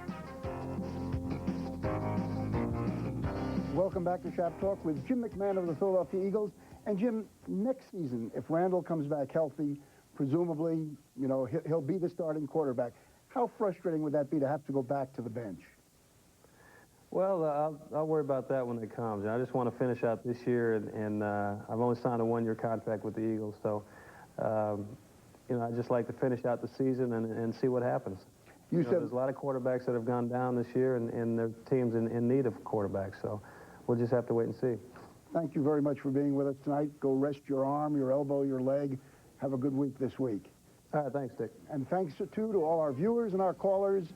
I hope you'll join Robin Roberts and me Sunday morning for 2 hours of Sunday Sports Day. And next Monday, come back to Shop Talk. Our guest will be the future Hall of Fame defensive back, Ronnie Lott of the Los Angeles Raiders. Marabido oil guards against sludge formation with its proven fuel additive Red Guard. Red Guard keeps your furnace running cleaner, cheaper, more efficiently, without costing you 1 red cent extra. Red Guard, exclusively from Marabido Fuel Group. 1, 2, 3! Announcing the Dodge Triple Threat Countdown, but only for a limited time. 1, low financing, as low as 0% on Shadow, Caravan, and Spirit. Or 2, big rebates, $1,000 on Caravan and Shadow, $1,500 on Spirit. Or 3, get low monthly payments. Own this Shadow for as little as $168 a month with low 48-month financing. The Dodge Triple Threat Countdown. Low financing, big rebates, low monthly payments. But time's running out. In soon. TV 34's broadcast of Monday Night Football is brought to you in part by 9X Yellow Pages. If it's out there, it's in here. Clouds, clouds, and more clouds. Details after the game.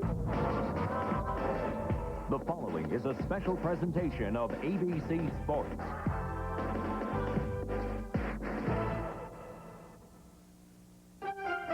He has taken his team to the Super Bowl, but he has not won it.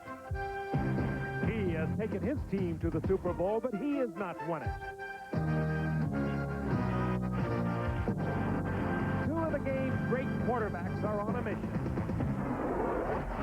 Dan Marino of the Dolphins, lightning fast release, durable.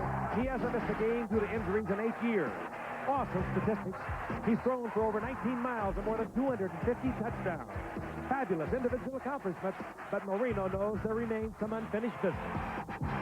I played in the Super Bowl, and it was great, and I enjoyed it. I just like that opportunity to win and know what that feeling is like, and to know that you were the best of every team that year. Jim Kelly of the Buffalo Bills is the trigger man of the highest scoring offense in the conference. Kelly, too, has run up spectacular individual statistics throughout his 6 years in the NFL. But last year's Super Bowl loss leaves his career incomplete. I didn't come into this game to be stuck into anybody, whether it's being a quarterback or being part of a team. I think that's everybody's individual goal is to reach the ultimate, and that's the Super Bowl. Their quest continue tonight as the Bills beat the Dolphins on ABC's Monday Night Football.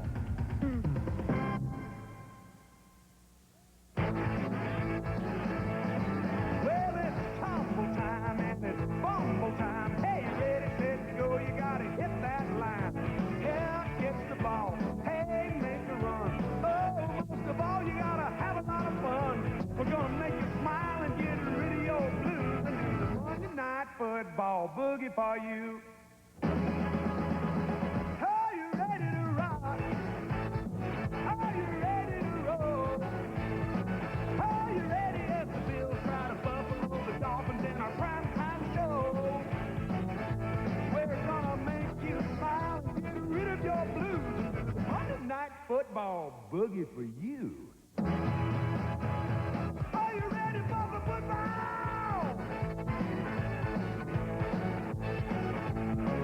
It's the game of the week that's coming your way. It's Monday Night Football and it's time to play.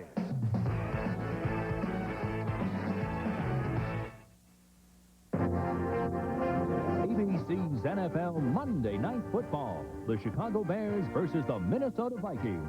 Brought to you by Ford and your Ford dealer. Have you driven a Ford lately? By Canon Camcorders, the official camcorder of Little League Baseball.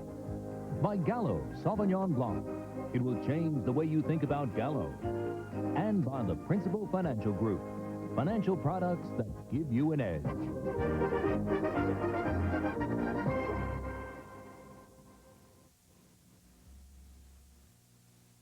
South Florida evening, a perfect night for football. The temperature hovering around 70 degrees. Light breeze blowing outside Joe Robbie Stadium, just north of the city. They've been tailgating, and inside a crowd of 73,000 expected. The Buffalo Bills in town in a critical game for the Miami Dolphins. Hello again, everyone. I'm Frank Gifford, along with Al Michaels and Dan Deerdorf. Another good matchup for you tonight. The high-flying Buffalo Bills, they are 9-1. They are running away with it in the AFC Eastern Division. They take on the Miami Dolphins at 5-5 in a game that the Dolphins feel that they must win to keep playoff hopes alive. It's been a very disappointing year for Don Shula, the Miami Dolphins. Last year they were 12-4. They returned to the playoffs. They came into the year with high hopes, and of course they suffered many injuries. They had a lot of holdouts, and now they are struggling, but they are finally back to where they think they've got it together. They have won 2 in a row. Meanwhile, Buffalo at 9-1, and while their professorial head coach, Marv Levy, will tell you that they're only looking at one game at a time, you get the feeling that they want to win them all. Because if anyone is going to go to the Super Bowl, Al Michaels, other than Buffalo from the AFC, they want whoever that is to have to go through Buffalo, and they want them to go through Buffalo in January. Frank, Marv is saying all the right things, but let's face it, the Bills have won the AFC East every way, but mathematically. They're not fighting their division foes right now. They are in a battle with the Houston Oilers, because at the moment, Houston and Buffalo appear to be the 2 best teams in the AFC. And indeed, I know it's premature, but if they do meet in the AFC Championship game, that run and shoot of the Oilers will operate a lot more efficiently in the Astrodome than it will outside in Buffalo in January. That's still a way away, but that is the one thing that Buffalo has to keep in mind as they try to gain that home field advantage. Offensively, they're terrific. They average 30 points a game. They're averaging 412 yards a game, and they have Kelly and Thomas and Lofton and Reed. But defensively, the Bills have been very vulnerable. Statistically, they have the 3rd worst defense in the National Football League coming into tonight's game.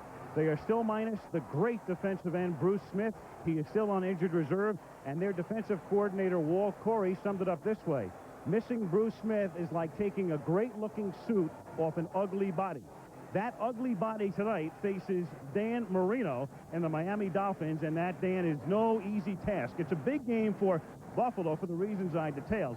but still, all things considered, it's a bigger game for Miami. I agree with you there, Al, because when you stop to look at it at 5-5, playing at home here against Buffalo, and then having to go to Soldier Field to play the Bears next week, somehow the Dolphins have got to win one of these games, and winning it at home would certainly seem to make more sense.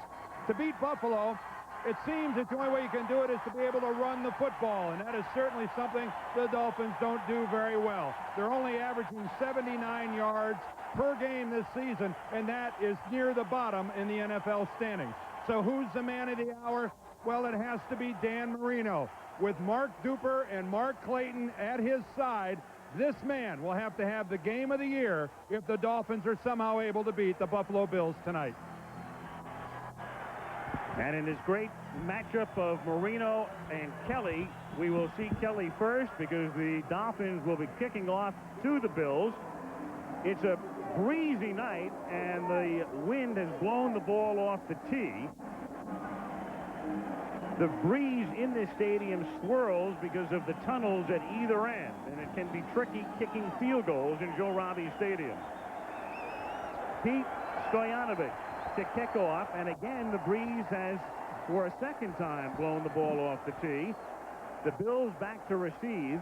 Al Edwards and Don Beebe will be returning the kickoff. And a look at the flag fluttering high above this facility, which they have nicknamed JRS, the initials of Joe Robbie Stadium, fills the capacity tonight, and for the first time this season, the television blackout lifted in Miami.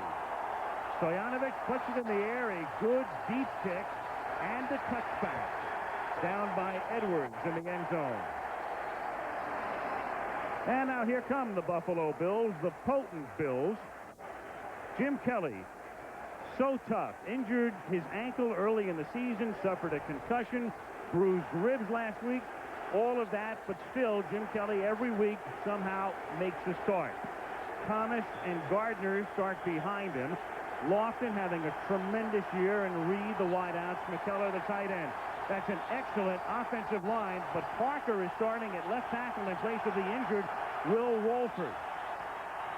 Here's Thurman Thomas squirting over the right side for 5 up to the 25-yard line. And Will Wolford, number 69, the great left tackle, hurt last week, questionable tonight and not starting. So Parker in his place. The Dolphins, a 3-4 team. Turner, Oglesby, and Jeff Cross is the key man there. Griggs, Odom, Reichenbach, and Cox are the linebackers. Jackson and Brown, the corners. Williams and Oliver, the safeties. And off the no huddle, it's incomplete as Thurman Thomas would have had a first down, but couldn't hang on. Juggles it and drops it, and it will be 3rd and 5 for the no huddle Bills.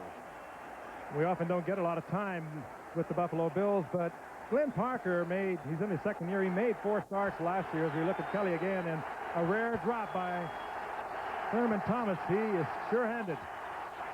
Kelly trying to get him to the 30 on 3rd and 5, and the pass is incomplete, intended for McKellar, and broken up by Brian Cox, the rookie linebacker. And this is the most noise that we've heard in Joe Robbie Stadium all year. A sellout tonight, and they realize the magnitude of this game for their Miami Dolphins. And that ball nearly intercepted.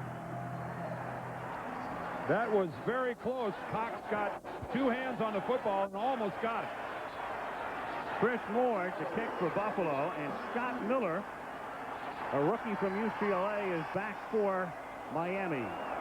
High, deep kick, and a fair catch called for, dropped by Miller, who tries to cover it and does to maintain possession for Miami at the 26-yard line, a 49-yard punt. So here come the Dolphins after the Bills go 3 and out in the first 51 seconds. Dan Marino with 12 touchdowns and 7 interceptions this season. Sammy Smith and Tony Page, the running backs. They like to throw to Page. Clayton and Duper, the Marks brothers. Beatty is the tight end. Webb, Sims is back off injured reserve. Ulanake, Galbraith, and Dennis, the offensive line. Miami 1st and 10 from the 27-yard line. Smith the tailback. Page the fullback, and Marino goes right to the air under pressure throws incomplete, intended for Sammy Smith coming out of the backfield, and the pressure put on by the rookie Phil Hansen, the man who is taking Bruce Smith's place. And what a place to take. Phil Hansen was right in the face of Dan Marino, and Sammy Smith coming out of the backfield had not even turned around to look at that ball. Here comes Hansen. Coming from the outside. He put a whiff job, Frank, on Richmond Webb, the great second-year left tackle, and I mean a total whiff job on him. 2nd and 10, Miami from the 27-yard line. No score early first quarter. Marino dumps it off for Tony Page, and Page to the 31-yard line. That's a pickup of 4. It'll be 3rd down, 6. Here's the Bills' defense. They, like the Dolphins, a 3-4 team, Seals, Wright, and Hansen in Smith's spot. The great linebackers, Bennett and Conlon, each having terrific seasons, Bailey and Talley. Jackson and Odoms at the corners, with Smith and Kelso the safeties. J.D. Williams is still on injured reserve. They're missing 2 starters. 3rd down and 6 with 4 wideouts for Miami. And Jim Jensen in the backfield alongside Marino in a shotgun. 4-man rush. The pass is away to Duper. He's to the 37 and gets pushed back. His forward progress, I think, is enough for a first down. Chris Hale covering on the play. It is a first down for Miami. There was a case there where Cornelius Bennett gave Miami a look on 2 successive downs that we were told they're going to use tonight. He lines up inside and pass rushes, but it's not effective because of this quick release by Dan Marino. I mean, that is an impossible pass route to defend if it's thrown properly, and it's also an impossible drop by the quarterback to get there in time. I don't care if you completely miss your guy up front, Frank. There's just not enough time with that quick release. Indeed, Dan, when you bring your linebacker, you have nothing underneath it, and he's wide open. Marino reads it so quickly and delivers it so quickly. Bennett on the inside again. 1st and 10 from the 37. Sammy Smith behind Page, cuts it back inside and takes it up to the 42-yard line. Carlton Bailey makes the tackle. The reason for Bennett being on the inside is rather obvious. The Bills really don't have a big play man on defense. If they have one, it is Cornelius Bennett with all his speed. They are going to move him around. He really has no designated assignment tonight. He just works with the interior line. He's going to play a lot in the middle. He's going to come a great deal of the time. He's basically their 4th man on the rush, and they are counting on him to make the big play against a very tough quarterback, Dan Marino. 2nd and 6. 3 minutes into the game with no score. Bennett in the backfield as the pass is off the hands of Page and incomplete. Boy, nice play there, Al, by Sammy Smith. Yeah. Did you see him pick up Cornelius Bennett? Looked like Bennett was going to steamroll Marino, and Sammy Smith stepped right in his way and picked him up. But it was disruptive for Marino. Even though Smith got in there and got the block, Marino, you saw how quickly he got rid of that football. And incomplete. So we're going to see a lot of 97 coming up the gut. There's Smith there up on the left side. Watch that. Look at that good hit he gets on Bennett and takes him all the way by Marino. And really, Frank, when you look at it from that angle, you don't know why Dan Marino had to get rid of it quite that fast and a little off balance. You caught your first glimpse of Marv Levy, his defensive unit, trying to stop Miami on a 3rd and 6. And Marino for Duper again. Look at that pass.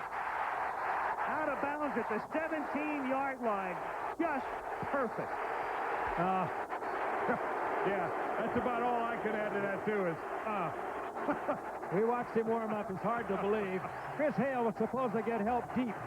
He was supposed to get it from Mark Kelso. Kelso just had too far to go, and we saw Kelso against Green Bay having this problem. He does not have a lot of speed. He reads like an outfield. He's supposed to be over there helping Hale, and he doesn't get there, and that's perfectly thrown. You can be outmanned and outgunned, but as long as you have Marino, Duper, and Clayton, it's still fun football. So twice on 3rd down, Marino has gone to Duper, this time for 41 yards. The fake to Smith to freeze the backers, and the pass is incomplete, and a nice defensive play by Nate Odom, the cornerback, on a pass intended for Mark Clayton. Pass thrown behind Clayton, but you're right, Al. It was a good coverage by Nate Odom, who was having a superb year out of that corner. Plays off the receivers ordinarily. This time he's obviously a man-for-man coverage, but it was thrown behind him. Had Marino led that a little bit, it would have been perfect, but it could have been 6. You're right. He was actually thrown well behind him. Odoms was a tad lucky there that it was. Second down and 10 from the 17-yard line. No score, 11-10 to go in the first quarter. Here's Smith. Nothing. Oh, and there's nothing Smith but Hanson. and Bennett.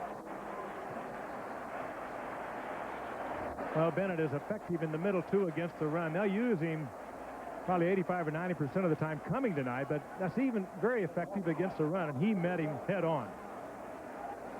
This is where Miami's inability to run the football is a real detriment. As good as Marino is and as good as Shula's game plan is, running the ball for 79 yards a game is just not enough to win in this league. 24th out of 28th in the league. That won't get it done. 3.3 average. Another third down. They've converted their first two, and this one is a 3rd and 8. Marino, and he has to get him to the 7-yard line, and it's knocked down at the 12, intended for Duper, so they go for the hat trick, but Jackson breaks it up. Duper had caught 2 third-down passes, but not here, and so it's Stojanovic to come in to attempt what will be about a 34-yard field goal. It's just fine coverage over on the left side on the part of Buffalo. Not only Kirby Jackson, but downfield also Hale was there picking up his men. And even if he'd have caught it, the coverage was so tight it would have been at least 3 yards short of the first down. 34-yard attempt. Scott Seafuels will put it down for Stojanovic.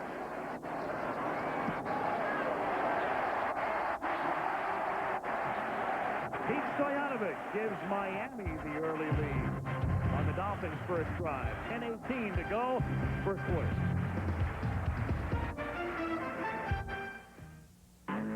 So I'm doing my sound check. Hello, hello, hello. And I hear this woman's voice. Crunch that last part. I'll show you. She grabbed the guitar. And then she started rocking. No, I mean rocking. You're pretty good. Not. Someone that hot deserves something this cold. Suddenly, I remember this was a buggy pop. I like your style. I want performance. I want handling. So I probably want a European sedan. Seville by Cadillac and the new dynamics in performance technology, where an electronically controlled V8 powertrain makes acceleration smooth and invigorating, and where a speed-sensitive suspension automatically retunes itself as you drive. The 1992 Cadillac Seville is here, and there's never been a car like it.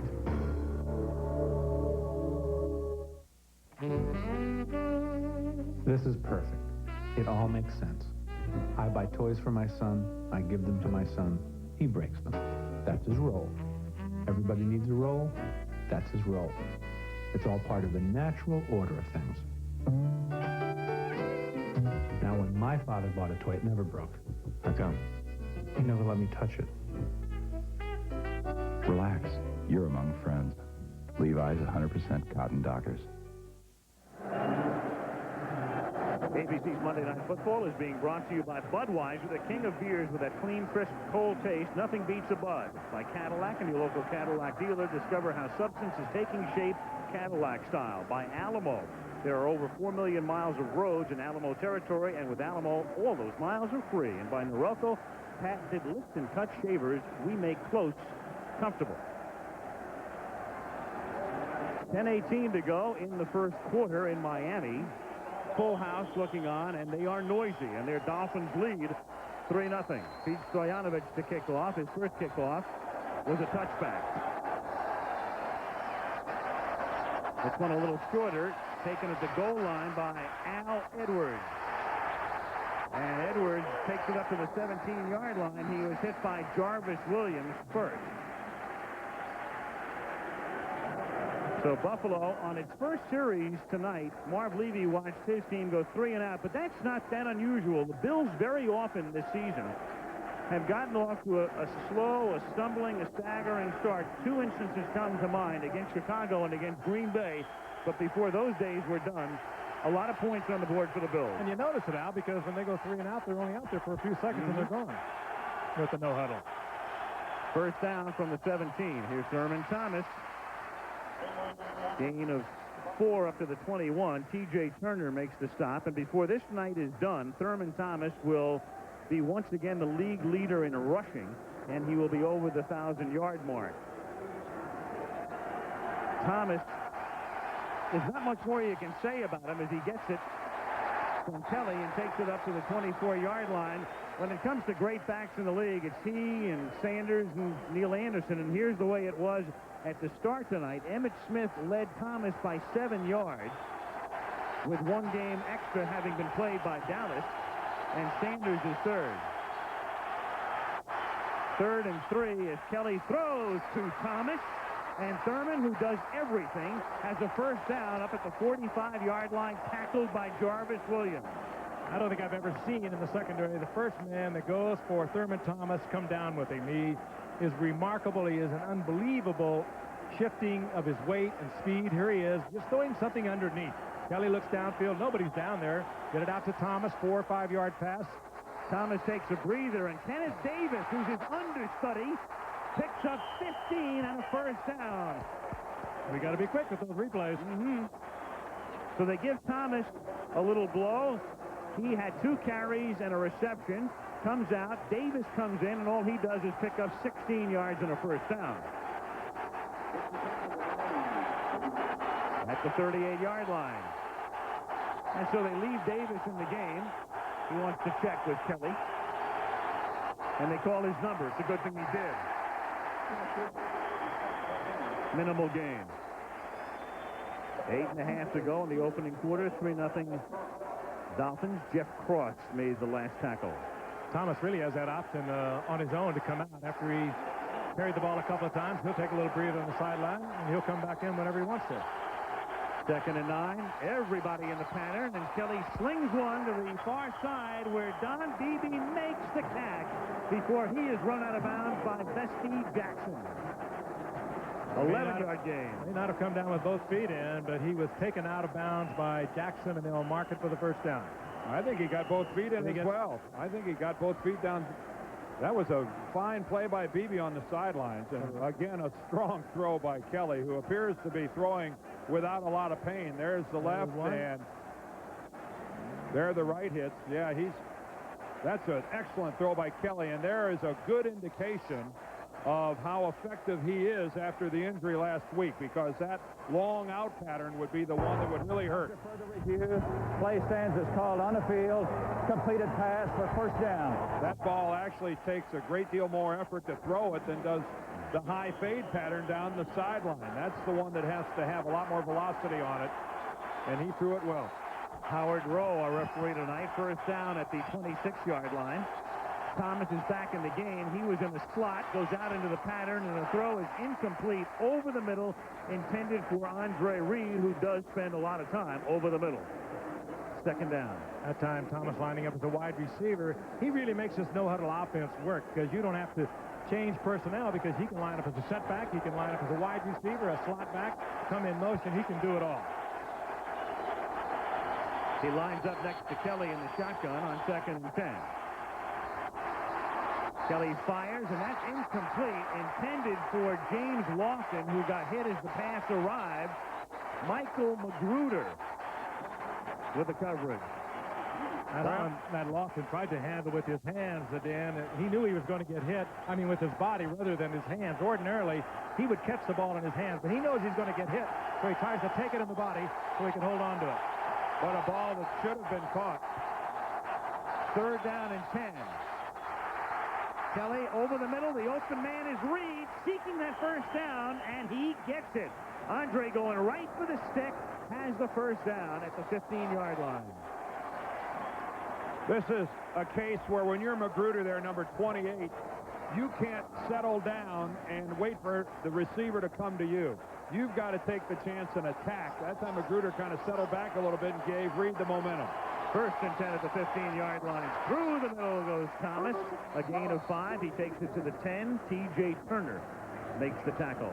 How about a collection of weapons? James Lofton, Andre Reed. Now they come back with Thurman Thomas. You know, I maybe heard the way Charlie Winter, the personnel man for the Dolphins, we were talking about Thurman Thomas. I said, how do you stop him? He said, the only way you can stop him is trade for him. Second down and 5.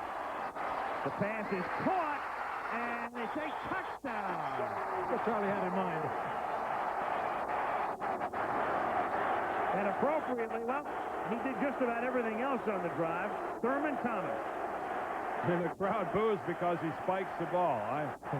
In today's era of celebrations, I find that to be a relatively modest one. What a nifty spin move to the outside on Oliver. I'll tell you, Oliver at 226 could never be man-to-man against Thurman Thomas, but in this offense, you don't have a chance to change your defense. He really gave Oliver the twist there, didn't he? Oliver is not nifty enough to stay with Thurman Thomas. And we might see that mismatch all night. Oh, Henry. Here's Norwood for the point after. Bunch of poets around here. And there's still 7:05 to go in the first quarter. 7-3 Buffalo.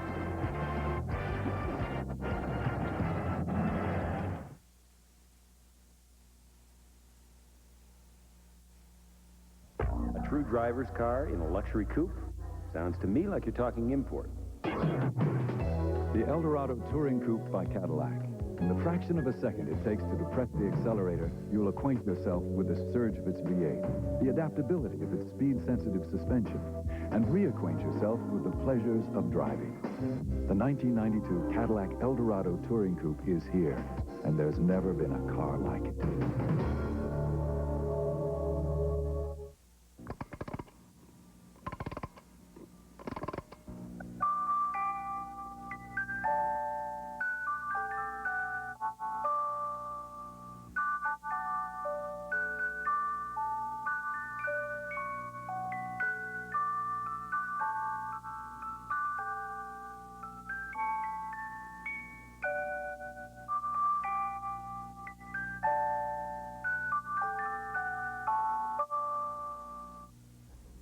Can a razor cut your beard off below the skin without the blades even touching your face? It can if it's a Norelco. Norelco's patented lift and cut system lifts the hair, so when it's cut, it can actually drop below skin level without the blades even touching your face. Are you getting a shave that's incredibly close and exceptionally comfortable? You are when you shave with Norelco. Norelco, we make close comfortable.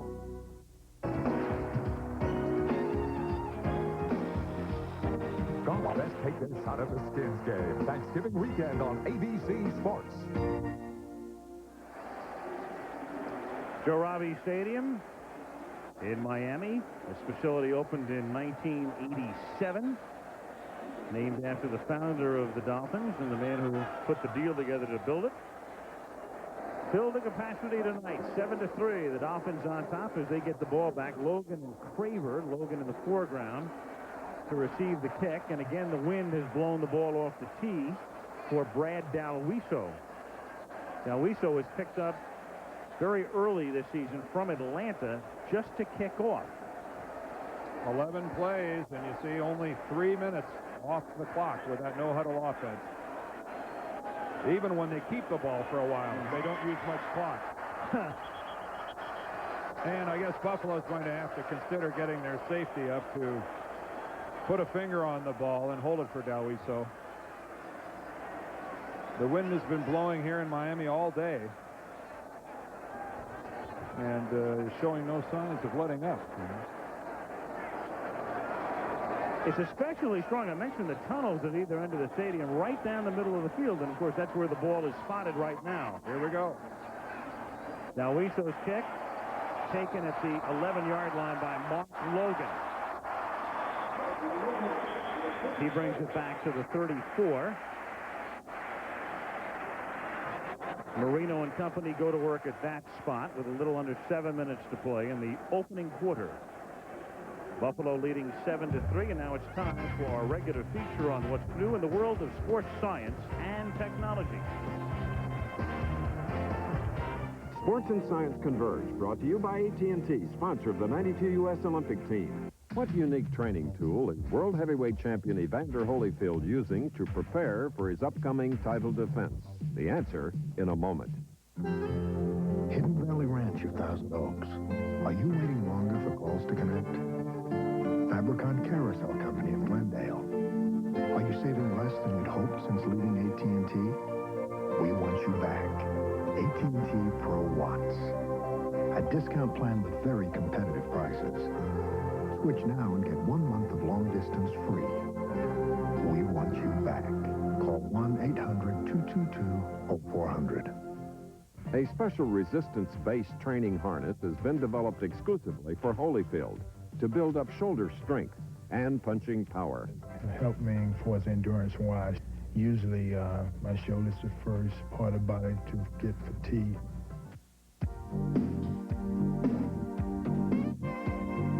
It's about style. It's about power. It's about control and the security of standard anti-lock brakes. It's about $12,000. The all-new Grand Am Sport Sedan. Excitement with purpose.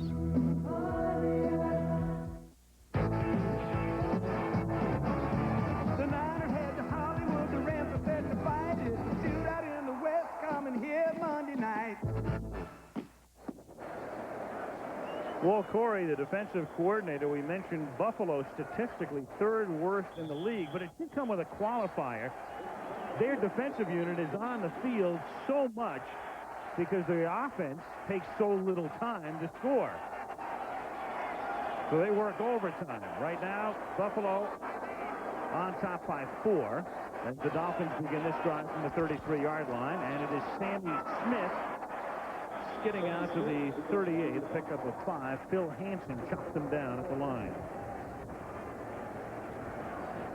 Sammy Smith, and you read about Sammy, he has fumbled only twice this season, but what fumble? One was run back 100 yards in Kansas City early in the game for a touchdown.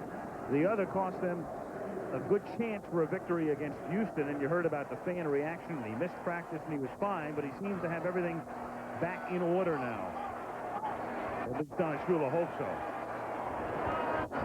2nd down and 5 from the 38-yard line.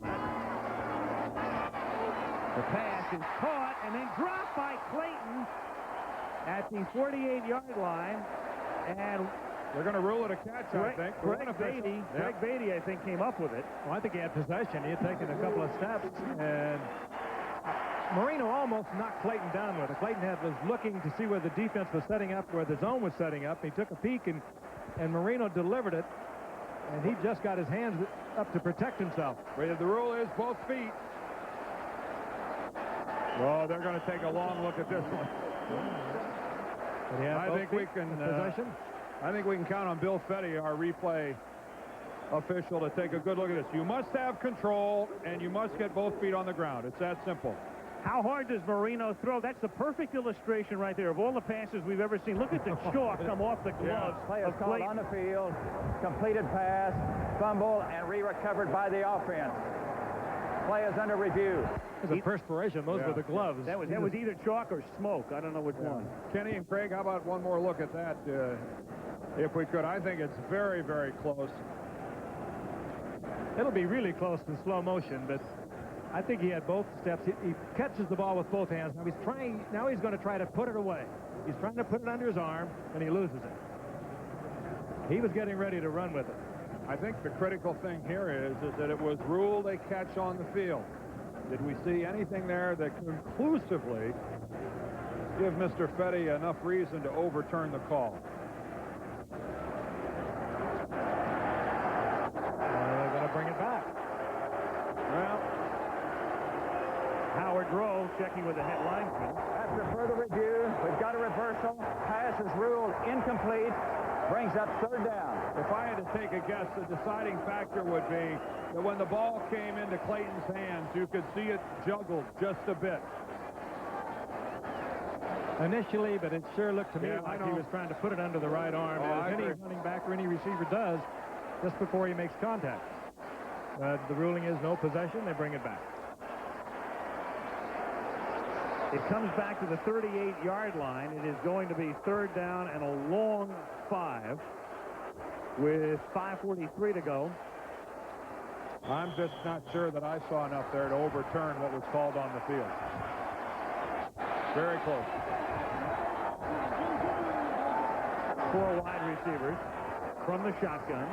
Jensen stays in the block. Moreno fires, and that's dropped up at the 44-yard line by Freddie Banks. Good coverage by Kirby Jackson right on top of him. And that reversal really hurts the Dolphins. That would have been a first down, and now they have to punt the ball away. That was just excellent coverage by Kirby Jackson, who's really playing there. Took over when James Williams was hurt early in the season and has really come on for them. Reggie Roby to punt, always one of the best punters in the league year after year, averaging 45.4. Not a good kick this time, and a flag is thrown, and it dies at the 21-yard line. One of Roby's poor efforts. Flag thrown down at the 20-yard line. Well, the one Dolphin, I think it was Chris Green covering, who was there wide out to the near side of the field. Gets knocked all the way into the Dolphins bench. I mean, this guy's 5 yards off the field of play.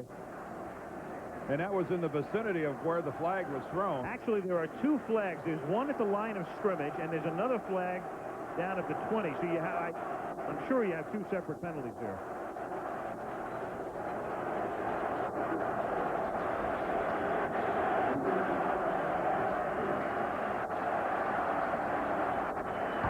We have a double foul. Ineligible member of the kicking team downfield. Personal foul, receiving team. Penalties canceled. We'll replay the down. 4th down. I think the personal foul against Buffalo is going to be that they hit Green when he was way out of bounds. Reggie Roby is glad this is going to go over again just for his stats. He signed a new contract not too long ago, and he has lived up to it. He has been right up there in the NFL. He's not kicking at home on an artificial surface either. That's where you get a tremendous roll, and he gets another shot at this one. It is apparently the most lucrative contract ever signed by a punter. It's about $1.5 million, $2.5 million for 5 years. That unusual technique of Roby. He does not leave the surface with his right foot, or rather with his left foot after he kicks it. Clifford Hicks, who has replaced Al Edwards as the run-back man, and that'll look a whole lot better. Oh, he to the goal line, and I said Hicks has taken Edwards' place, so the inexperienced Hicks could have let it go and instead gets buried at the 9. It's a 62-yard punt. And you don't field the punt at your own goal line. The thing about Roby, though, he gets this so high. Now, the kicker ordinarily would think he kicks it that far, I'm going to get a line drive, I can run it back. But he gets it high enough. Look at this great extension. He gets it high enough so he gets the coverage also. He's just a great kicker.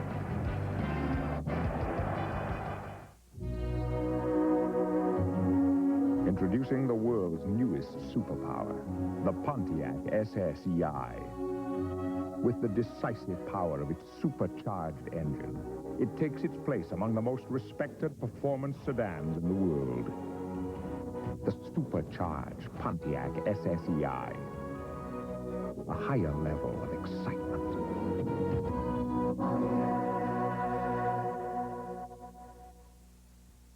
Boxing means champion. Boxing means tradition. Boxing means HBO. Evander Holyfield, the undisputed heavyweight champion of the world. The challenger, Smokin' Bert Cooper. World Championship Boxing, as it can only be seen live on HBO. And coming soon, the man who took the champ the distance. George Foreman battles Jimmy Ellis. Where else but HBO, the home of champions.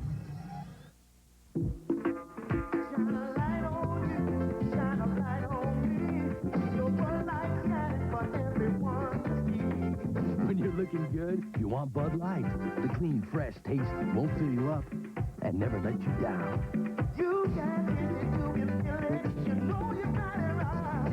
Everything else is just just keep your Bud Light, got it. You got to decide on everything else is just True classics withstand the test of time. Now one classic stands out above the rest. Ohio State at Michigan, Saturday on ABC's College Football. Buffalo with long drives, game after game this year. About 3 times in 8, they'll go from inside their own 20 all the way for a touchdown. The league average is 13%. They have a better average going 80 yards than the rest of the league has going 30 yards for a touchdown. So long drives, nothing new, and this will have to be a long drive because they start from the 8, and the pass is caught by Kenneth Davis. He takes it to the 15. 5 minutes to play in the first quarter. Buffalo on top 7-3. Jeff Cross hurdled in there and gave Jim Kelly a pretty good pop, putting him flat on his back. Well, that was a screen, Dan. They should have held up Cross a little more than they did. They had a 2-man screen out in the flat, and they just didn't slow Cross down. I think I tried to cut him and just missed him completely. 2nd and 5, and here is Davis again, threading his way, picking his way, and picking up the first down. Stopped by Cross. That's a gain of 7 for Thurman Thomas's backup. And Howard Ballard, a man that Marv Levy said should get Pro Bowl consideration, led the way with a block. Yeah, they've already run that play 3 times. It's just the old counter where you pull the off guard and tackle, and that time the right tackle Ballard went all the way through the left slot, and here it comes again. Look at this. Davis can't get on track this time. He is stopped before he can get started. E.J. Jr. in on the tackle. Anaheim Stadium is the site of Monday Night Football next week. The 49ers, and that's a critical game for San Francisco as they try to keep their playoff hopes alive against the Rams on Monday Night Football. 2nd and 9 as Kelly throws. The catch is made up at the 29-yard line. And 5 Dolphins wrestle down Keith McKellar, and that's about what it takes to get McKellar down at 6'4" and 245. McKellar is like a wide receiver for Buffalo. They can move these people around so much. He split out to the right in kind of a slot position that time, and watch him struggle for additional yardage. Picks up a couple with 3 Dolphins riding on his back, and finally a 4th closing it out. 3rd and a long 2 at the 30-yard line. See, that's McKellar now, split out to the right from his tight end position. Here's Thurman Thomas. Picking up the first down, gaining 12, takes it to the 42, stopped by Louis Oliver. I think Thomas was out for a couple of plays because they were working on his helmet on the sideline. So they get that squared away, and then he squares away Miami's defense. Takes the inside handoff. Thomas from Kelly, a gain of 3. Brian Cox makes the hit. He's picking up where he left off the opening game of the season when he had 165 yards rushing and 103 receiving. Just shredding the Dolphins line on the inside. That last carry for Thomas puts him over 1,000 yards rushing this season. He's the first in the league at 4 figures. Here's Thomas adding to his receiving totals, and that's a first down. He takes it to the 46-yard line of Miami. Vesti Jackson makes the tackle. I wonder how many teams that puts him ahead of. Yeah. Remarkable instincts. So now he made a move to the outside. He would not have got the first down had he gone outside. And somehow he knew he could get that first down, breaking it back to the inside, and he did. Here's Thomas on a reverse. Gives it to Reed. Kelly looks for a block. Kelly throws it to Kelly. And Reed takes it to the 28-yard line. I so much admire Jim Kelly's courage. But since he injured his ribs last week in really a devastating shot to the back, he's run 2 plays that have mystified me. One was an option that he ran for a touchdown later on in the game, and there he is throwing the block that springs Andre Reed. I mean, this guy is nicked up. Jim, I love you, but don't be throwing yourself around like that. Oliver, the man he blocked. Here's Thomas picking up 3 as this breakneck, fast break Buffalo attack continues. They started at their own 10. They're now down at the Miami 25 with 1:12 to play in the quarter. And Kenny Wolf, our producer, informs me that Thurman Thomas is ahead of 9 teams in the National Football League by himself when it comes to rushing the football. He'll probably pick off a few more before this game is done tonight. 2nd and 7. Here's Thomas. But this time he is stopped. A lot of traffic at the line of scrimmage. And Jeff Cross makes the hit. Steve Hurd is sending up the info. He just went by Tampa Bay on that last round. Brace yourself, Green Bay. I know. They need... Tampa Bay has 1,002 total this season. 3rd and 7 at the 25. They're hoping Miami throws him for a loss. Kelly launched one into the end zone for Beebe and incomplete. Magruder back there to jump with him. 4th down, and you're looking now at about a 42 or 43-yard field goal attempt. And I'll tell you something I saw at the conclusion of this play, and Jim Kelly's lucky he got away with this. That ball just was hanging out there for anybody to grab it who could leap for it. But about 3 of the Buffalo offensive linemen had their hands on their knees, really sucking for air. It is not this warm in Buffalo, and with this no-huddle offense, it's taking a bit of a toll on some of the Buffalo offensive players. 42-yard attempt for Scott Norwood. Good.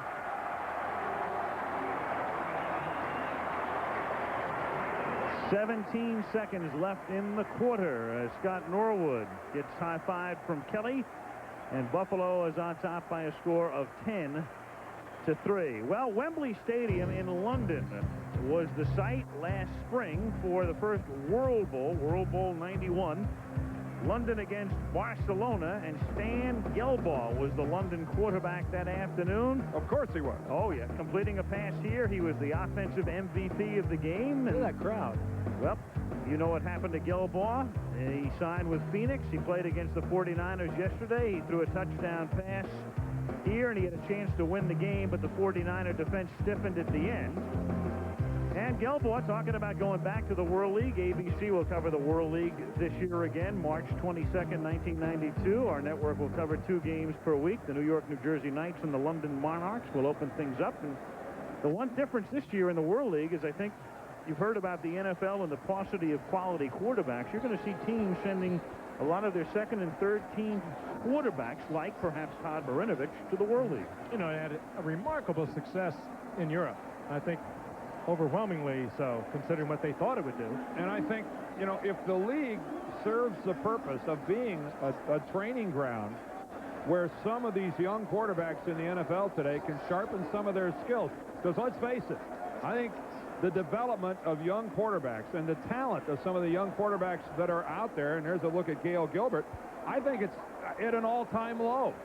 I mean, you know, the crop of 1983 now is starting to get a little gray around the edges. And, you know, the Jeff Georges and the Troy Aikmans are in a real minority out there as far as the young quarterbacks who you look at and say they are bound to be really good NFL quarterbacks. I'm not sure you could fill a hand with those names. That crop of 83, of course, is well represented tonight with Kelly and Marino both drafted that year. 6 quarterbacks in the first round led by John Elway. Brad Dalwiso to kick off. This is Aaron Craver, a rookie out of Fresno State. From the 3 up to the 19-yard line, and he's tackled by Steve Tasker, and you can always count on number 89 in or near the tackle. Last year's special teams representative to the Pro Bowl for the AFC. And you look at him, he looks like a choir boy, doesn't he? Well, the pressure now starts to build, even though it's very late in the first quarter, and there's still 45 minutes left to go in this game. But you wonder how many wasted possessions do the Miami Dolphins have now offensively, with Buffalo already scoring 10 points. And he knows it. Shula, in his 29th year as the head coach. Marino on first down, hits the tight end. Greg Beatty picks up a first down. He gets to the 30, and we have played 1 quarter at Joe Robbie Stadium. Buffalo on top 10-3, and we'll return with Monday Night Football after this message and a word from our ABC station.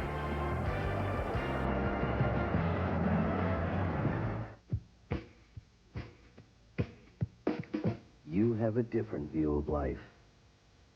You don't want to get bogged down in revolving credit on bank cards. All that revolving debt, all that outrageous interest. This is not for you. You know how to get out of that trap. The card, the American Express card. Don't leave home without it. If you're ever near Durango, Colorado, you will find a road to the sky. Where 100 years ago, men searched for the gold and silver they saw there. There are over 4 million miles of roads in Alamo territory, all across America. And every day, with every car nationwide, only Alamo gives you all those miles for free, including a 70-mile stretch along Route 550 in Colorado that takes you right up to the sky. America's watching ABC. 1, 2, 3! Announcing the Dodge Triple Threat Countdown, but only for a limited time. 1, low financing, as low as 0% on Caravan. Or 2, big rebates, 1,000 on Dodge Dakota and Caravan. 92 Caravan rebates have never been higher. Or 3, get low monthly payments. Own this Caravan for as little as $256 a month with low 48-month financing. The Dodge Triple Threat Countdown. Low financing, big rebates, low monthly payments. But time is running out. In soon. Spotty showers for the next couple of days. My forecast after the game.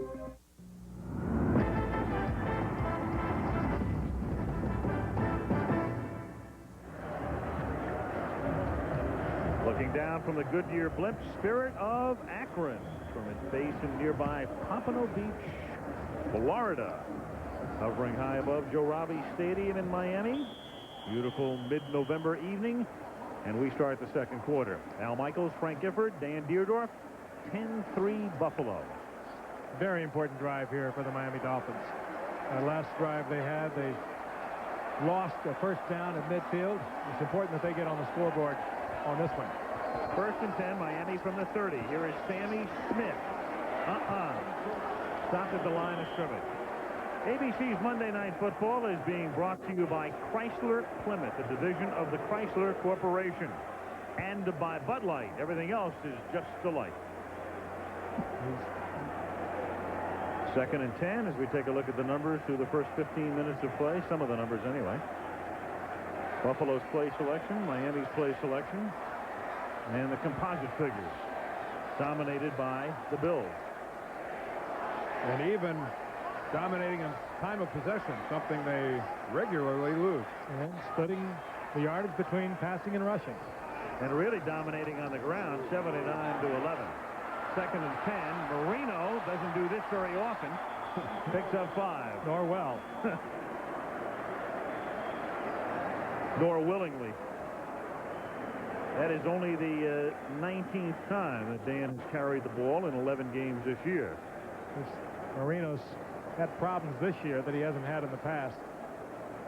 And part of that is reflective of the offensive line, Richard Webb being out for several games, and of course Keith Sims over on the left side, and they've also given up 16 sacks. Now for the past 9 years, Miami has led in protecting their quarterback, but this year Washington has only 4 sacks on their quarterback. That's remarkable. Incredible. Did you see that last graphic there? I thought he was averaging at least 2 inches a carry.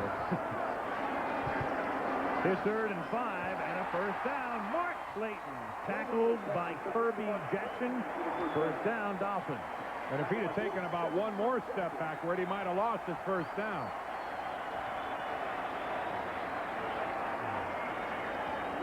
Kirby Jackson is a guy filling in. We talked about Bruce Smith and Hanson filling in for him. Jackson is taking the spot of J.D. Williams, who is on injured reserve, and they hope to have him back in a couple of weeks.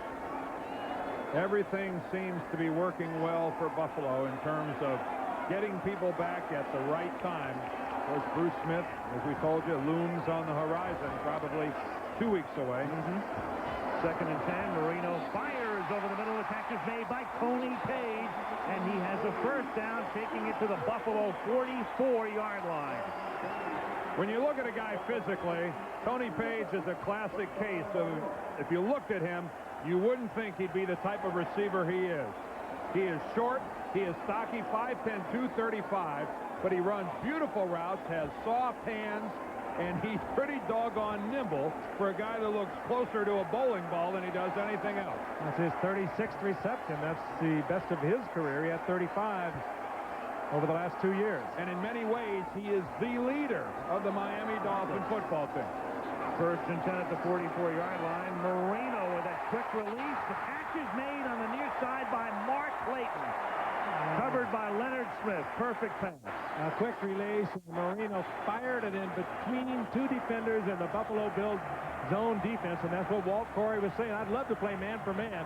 I just can't do it now. He's going to get the underneath coverage there by Odoms, and safety trying to get over there, and Leonard Smith, he just doesn't get there. And look at Marino. He reads it so quickly and just drills it in between the two defenders. Some people's nerve endings react and get the message to the muscles quicker in some people than they do in others. Few quicker than Marino. When his brain says throw, his arm moves quicker than yours or mine. For 28 yards. Here's Sammy Smith, and that's a first down. First and goal at the 5. And Sammy Smith on that play, I think, scores a touchdown, except he just falls down. You know, I think a lot of Sammy Smith's problems is he is so concerned about fumbling that football. When you're a running back, you have to run naturally. You can't be totally thinking about covering up the football. A great block out in front by Page. Now watch him cover it up. I think he scores. I think he scores. He gets body lean down there, and then he catches his feet right there. I mean, I think he just veers off to his right a little bit, our left, and he scores a touchdown. First and goal just inside the 5. Here's Smith. Whoa. Banged down by Cornelius Bennett inside the 3. And again, you see Smith covering it up inside. And that is a big-time hit by Biscuit.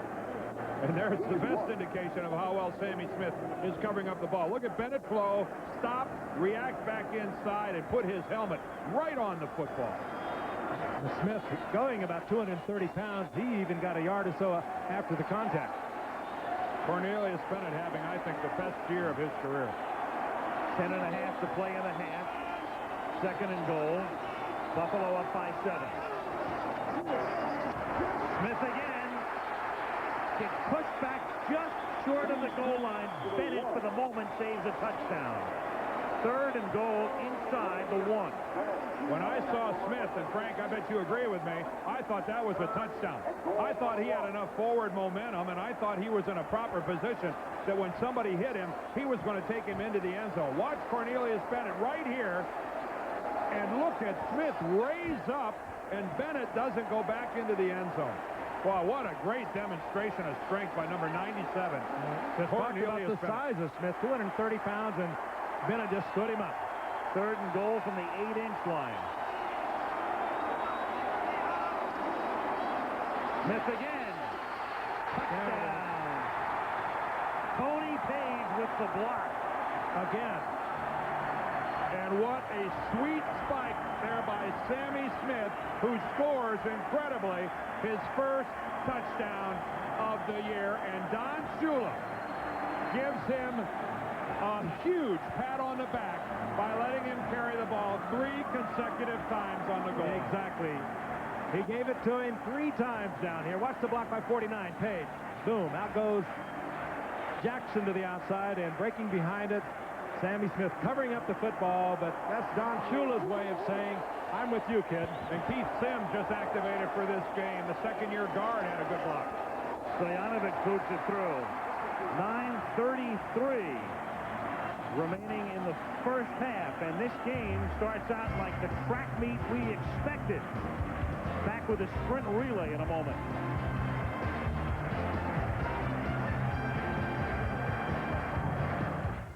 I'd like to have a word with you, and that word is and. It's a word you don't hear much if you're spending less than 10 grand on a car. Unless you're looking at Plymouth Sundance America.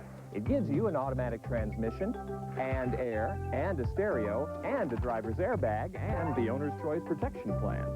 And it's the only car that gives you those ands and 50 others for under 10 grand. Now, drive for the gold with up to $1,000 cash back on select cars. This Christmas, Tandy Computers, some of the best-selling PC compatibles in America, are on sale at Radio Shack. 4 complete systems with color monitors start at just $599.90. All come with 24 unique home organizer programs. The more powerful RLX system is the perfect home office machine. And with hard drive, it's just $1199.95. The Tandy 1000 family of computers. So easy to use, we guarantee success.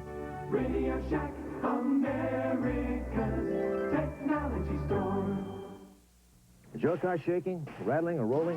Whether it's alignment, shocks, or struts, Midas uses top technology to diagnose the problem and top technicians to fix it. For suspension or alignment, nobody beats Midas. Nobody.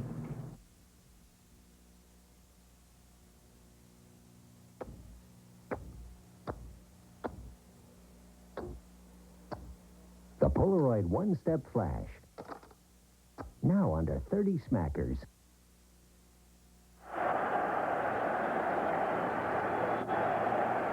Back in South Florida, 10-10 tie, and college football comes your way. Ohio State, Michigan.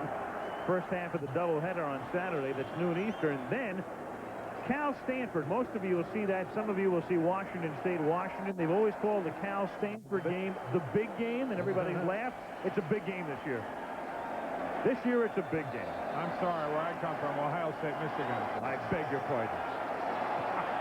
At the 9-yard line, Al Edwards runs the kick back to the 24-yard line, and a flag goes down. Very late. And upfield. We've had no penalty yardage marched off in this game to this point.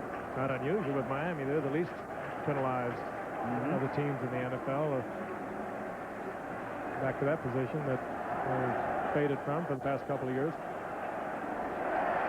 And we'll have our first march off. The other flags were thrown in a situation where they offset. Holding number 88 on a receiving team. 10-yard penalty. First down. One of the more volatile coaches in the NFL on the sideline. Marv Levy is a passionate follower of what's going on the field. Pete Metzeler is the tight end. He got flagged. 9:25 remaining in the first half. 10-10.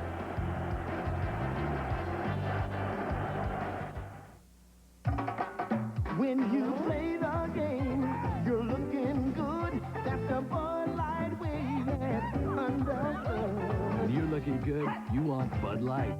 The clean, fresh taste won't fill you up and never lets you down. You can taste it, you can feel it. You know you got it right. Everything else is right. Just keep your Bud Light shining.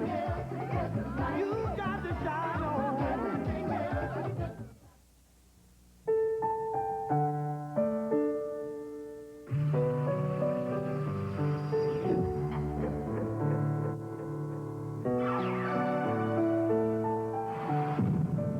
Luxurious new Chrysler LeBaron series starting at under $14,000. The perfect balance between self-indulgence and common sense. Now drive for the gold with $500 cash back on Chrysler LeBaron. Super duper duping. Before you buy a compact camcorder, ask. Will its tapes play in my VCR? No. It's got a mini enhancer. Zigzag zoom. Will its tapes play in my VCR? No. What? Now this is the Panasonic Palmcorder camcorder.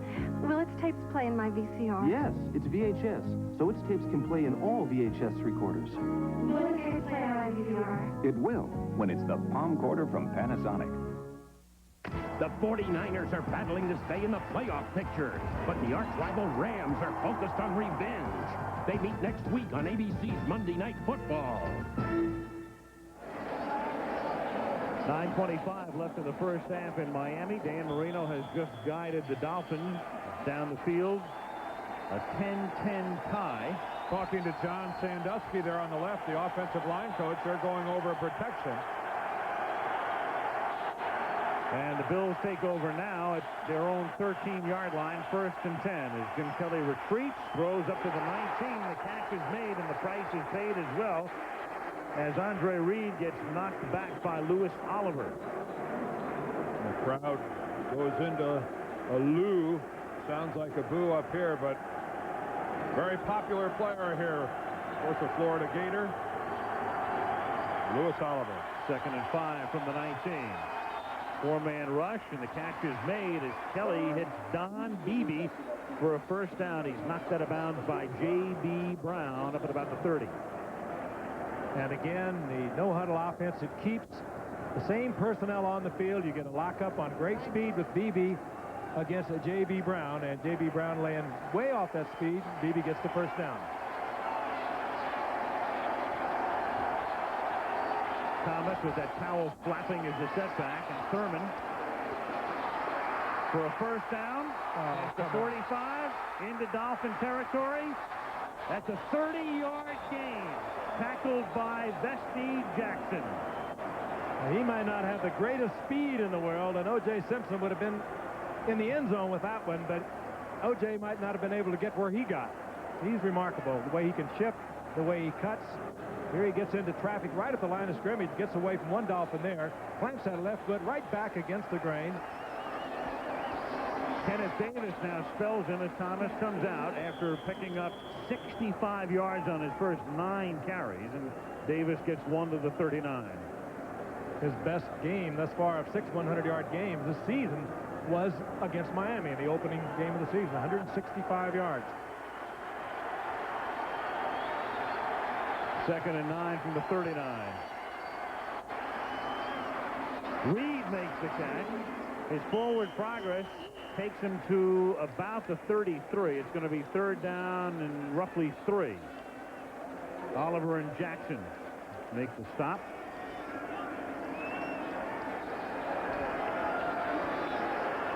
What Buffalo tries to do is with the little shifty receivers, Reed and Lofton and Beebe up against those 2 safety men, the big safety men of the Dolphins. Kelly, he's got to get it to the 30-yard line. Instead, he gets sacked at the 46 by T.J. Turner is the guy who's in there. Well, the guy who flushed him originally, I think, was Jeff Cross. Cross got close enough that he made Kelly take his eyes off what was going downfield. Look on the bottom here, Cross. See how he pushes back in there? Kelly caught sight of him, tried to spin back out of there, and then Turner gets in there and drops him, and what a big, big loss. That takes him out of prospective field goal range. It would have been right on the margin. Instead, they have to punt. Chris Moore to boot it. Williams and Miller are both back there to receive, and a fair catch is called for, and then it takes a good Dolphins bounce. That was a very, out of the 15. Very fortunate bounce. Yep. 30-yard punt. And so a big sack, the forced punt, and now Miami gets the ball, and the game remains tied at 10. Chrysler announces the ultimate guarantee, a plan that helps protect your new Dodge Caravan or Plymouth Voyager from the day you buy to the day you sell. It's your assurance of value when you buy, safety when you drive, security when you need it, a warranty choice no one else offers, even guaranteed value when you trade. You can't do better than that. Call 1-800-92-MINIVAN and rediscover American value. For some people, the best thing about the morning is that it's over by the afternoon. So the Braun shaver is quiet to soothe the soul. It's curved to comfortably fit the face, with 3 shaving positions to cut, groom, and trim with superb results. Braun, a state-of-the-art shaver that could improve your state of mind. The world's #1 selling foil shaver. Aunt Gladys sends us a fruitcake every Christmas. She makes them herself. Oh, it's just wonderful. No, it certainly is. Everybody always loves Aunt Gladys's fruitcake. There's an unusual flavor. Beef bouillon. Gladys says that's the way they used to make them in England. At least one thing won't go wrong this holiday season. Tots. No, I insist. Second helpings are a tradition at our house. Make it special. Make it Tots. Can Roseanne stop smoking? This is worse than PMS. With PMS, it only lasts a couple of days, and it's way worse on everybody else than it is on me. Okay? Roseanne, Tuesday. Only Hall of Famer Jim Brown has led the NFL in total yards from scrimmage. That's rushing and receiving 3 consecutive years. But he may have an accomplice on that mountain because Thurman Thomas led in '89. He led in '90. And right now, Thurman Thomas leads the league again in that category. He's got pick in his hand. He can't help but do it. Yeah. Miami takes over 1st and 10 from the 15, and it's dropped by Tony Page. He started to turn around before he looked it into his hands. And also, the umpire may have been involved in it, too, Ron Botchin. Yeah, he was distracted by the umpire. That's what Tony Page, I think, was upset about. Well, you just talked about his soft hands, Dan, and he rarely drops the football. We talked about total yards from scrimmage. You can see Thomas not only leads the league, he leads by a mile over Emmett Smith and Barry Sanders, Robert Delpino, Ernest Biner. It's not even close. So Thurman Thomas, unless he gets hurt this year, will wind up joining Jim Brown 3 years in a row. From the 15-yard line, Marino, and again, it's Page, same play, looking for interference that time, so he gets caught in a zone by the umpire, and then thinks he's interfered with here by Darryl Talley. He was grabbed a little bit, but he still should have caught the football. 3rd and 10. Jim Jensen now comes in. The versatile Jensen. Always comes in on 3rd down plays, or at least 3rd and 3 or more. 3rd and 10 at the 15-yard line.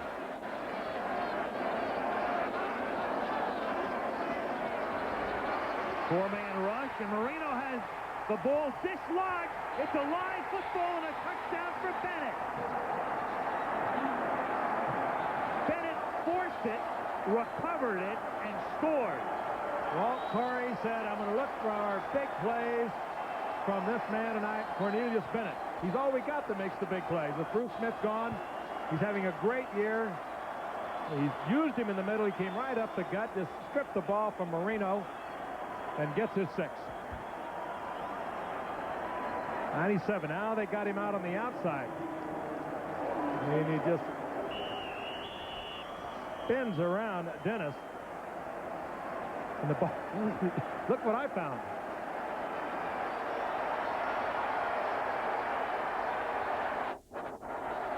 Look at that move. What an athlete. And you could see Dan Marino's arm was definitely moving back. Touchdown. It had not begun its forward motion, and no way the replay people are going to do anything with that. You know, Dennis set up pretty good. Dan, he just had incredible quickness getting around him. After further review, play stands is called on the field. Touchdown. That is the 2nd touchdown of Bennett's career. Last year, he returned a blocked field goal 80 yards for a touchdown. And this is a 5-yard fumble return. And Norwood to try to make it a 7-point lead, and does. Well, we have seen a lot of excellent plays on Monday Night Football so far this year, but we'd be hard-pressed to come up with a player who had a better first half than Cornelius Bennett has turned in here in the first half in Miami.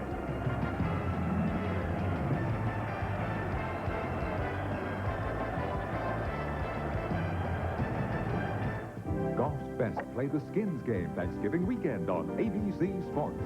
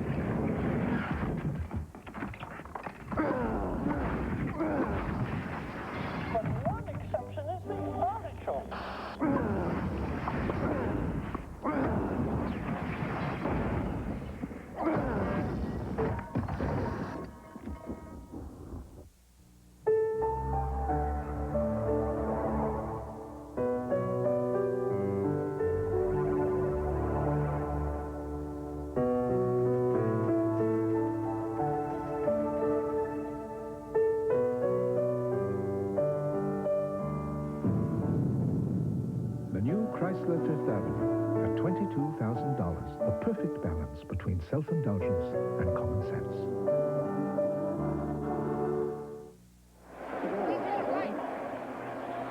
6:15 remaining in the first half. The Buffalo Bills have taken the lead again, and once more the wind has blown the ball off the tee. 17-10. You know, there aren't too many stats that can be kept for defensive players, but they keep stats such as sacks, forced fumbles, fumble recoveries, and return yardage. He just hit a quad. Cornelius Bennett. A sack, a forced fumble, a recovery, a return, and a touchdown. If he'd have kicked the extra point, but the only thing he didn't do. Now Wiesow's kick, deep enough that Craver downs it in the end zone, and Miami will begin its next drive from the 20-yard line.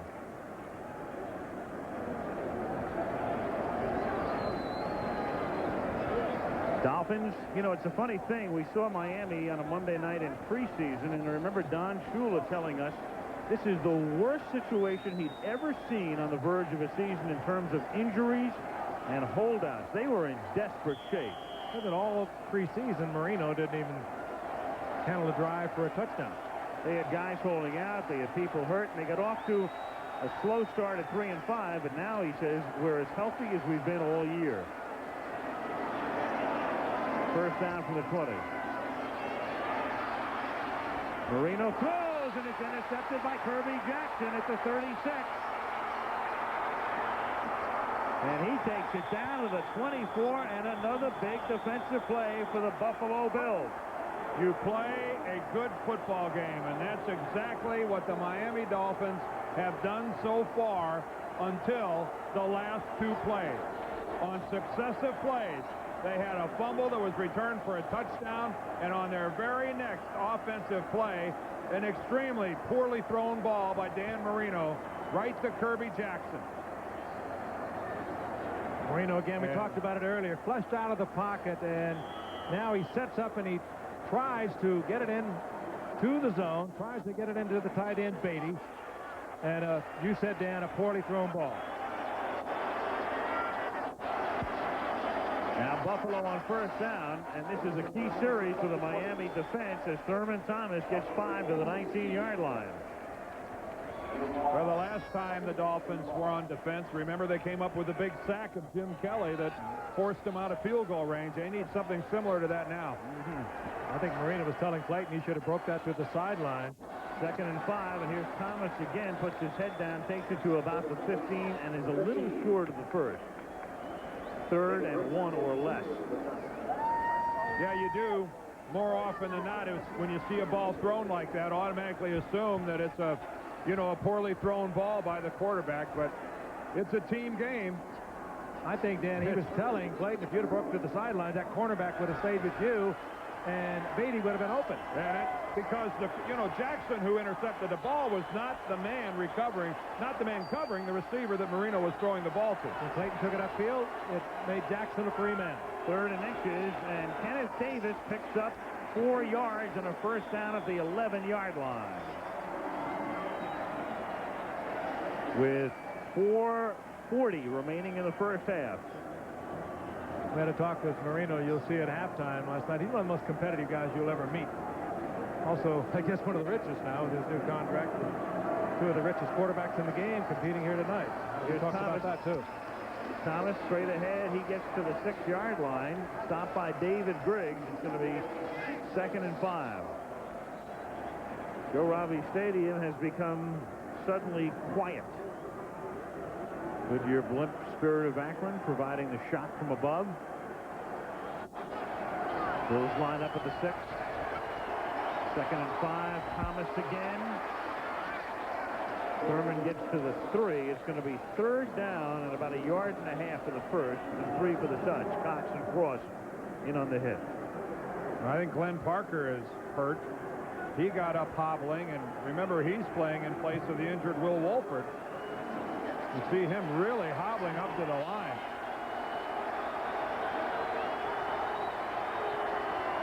And they come up in a passing formation on 3rd and 1.5 yards.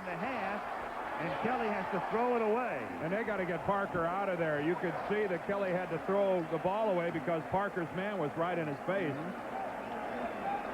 Jeff Frost just whipped him, number 91. Here's the play before this with Thomas carrying the ball right to the right of your screen. There's Parker. Ooh, and you can see where he took a shot right in his left knee.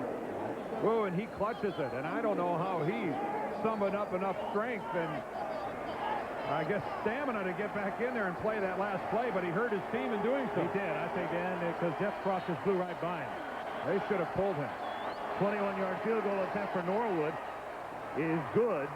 You know, one of the problems with a no-huddle is that if you don't run a no-huddle, somebody probably sees that injury and they call a timeout.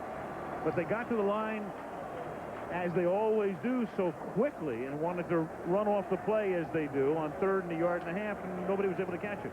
And there's Wolford. I'm right okay, there. I'm okay. Don't you think that, Dan? Oh, I'm sure. And there's Wolford looking on, but that's a classic look at a hyperextended knee. Now here is Parker right here. He's going to pull, and when he gets right over in this area, watch how he takes a shot right on the kneecap, right on that left knee. Oh, I'm sorry, this is the play before where he got beat to the inside. This is the one where you could see where he couldn't come back off of the ball, and really there's no way he could move to the inside. Consequently, that Kelly was a good look at me diagramming the play where he got hurt, though. Yeah. That was Kelly consequently had to just throw the ball out of the end zone, and Parker's a big man. He goes about 300 pounds. It's a very big play for Miami, too, because it's a 10-point lead and not 14. 20-10. I think the key is going back to the no-huddle. Even if a guy like Parker says, I'm okay, if you run a regular conventional type of huddle, maybe a coach upstairs sees something and has time to get it down to the bench, where somebody else says, hey, wait a second, are you really okay? Exactly, and Kelly is not even looking to the bench. He's calling the plays on the field, directing everything himself. Speaking of time, it's time for Miami to do something offensively. Fumble, interception, last two plays. 3:27 to go in the half. Dalwiso kicks off. That's another beauty. And another touchback. Aaron Craver with a kneel down. Scoring drive again for the Buffalo Bills, who don't take a lot of time. I guess 2:28 for them, going 21 yards to set up a field goal. That's an eternity. So many of their drives this season, the length of the field in under 3 minutes. Shula says the Dolphins are perhaps healthier than they've been all year and ready to make a move, but in reality, the 5 games that they've won have been against New England twice, Indianapolis twice, and Green Bay, and those 3 teams have played 33 games and they've lost 27. From the 20-yard line, Sammy Smith cuts it back and gets it out to the 30-yard line, where Shane Conlon makes the tackle, and that is enough for a first down as they put it right on the stripe. And fine running by Smith. Nothing doing over the left side, broke it back to the right side, gets the first down. Talking to Dan Marino about Sammy Smith, he said he is turning into a pretty good receiver, and they should be able to use him in the passing game a little more, and that would be a big help for Dan Marino. Miami with all 3 timeouts plus the 2-minute warning. 2:42 to go in the half. 1st and 10. Marino throws, and that's close to a first. We'll see where they spot it. Just short. Mark Duper makes the catch. They give him 9 yards, and the crowd salutes him with Duper.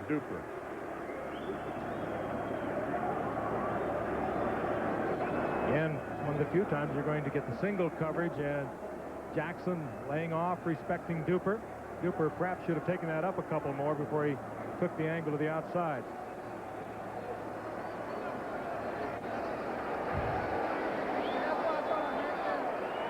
They are. Well, now all of a sudden they've spotted it a little closer to the stick.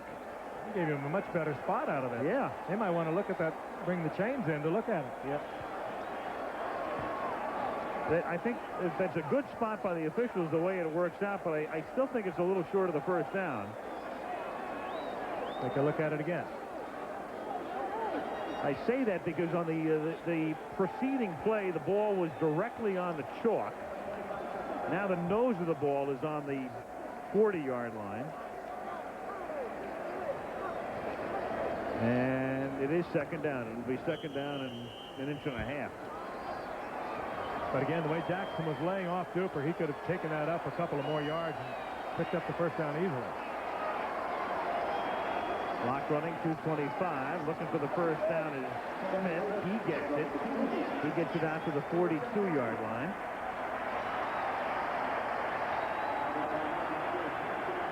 Shula, knowing he has, in effect, he's got 4 timeouts. He's got his 3 plus the 2-minute warning.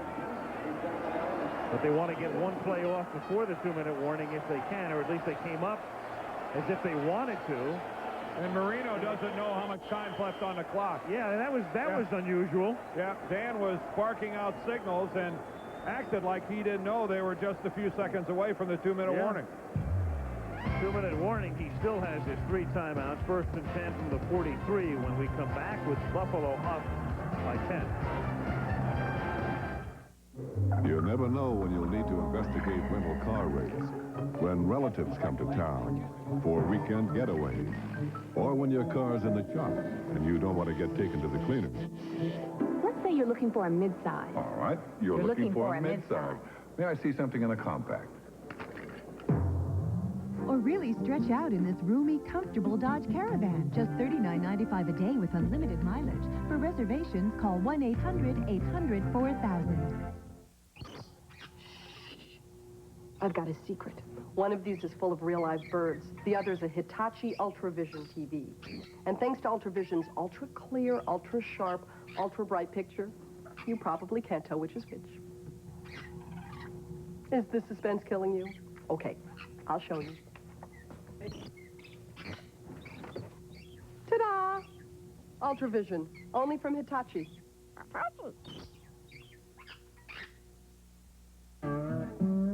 She'll be crushed. But I need my space, my freedom. Just tell her. Bob, I think we should see other people. What?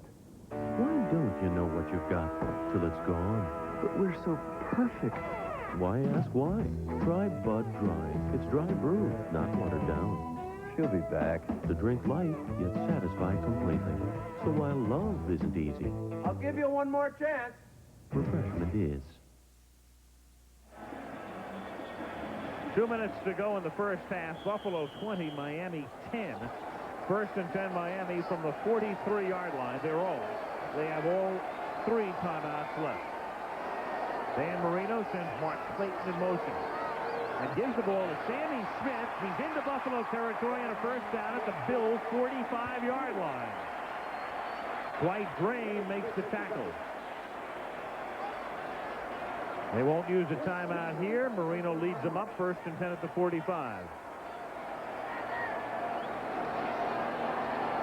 Buffalo with 3 down linemen.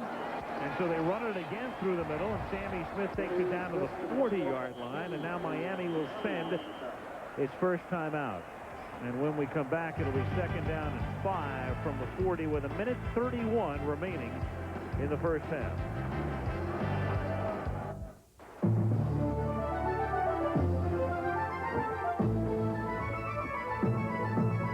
Service to more cities across the Atlantic than any other U.S. airline, Delta now makes it easier than ever for the people of America to get to know the people of Europe. Buongiorno. Bonjour. See ya. Guten Tag. Grüezi.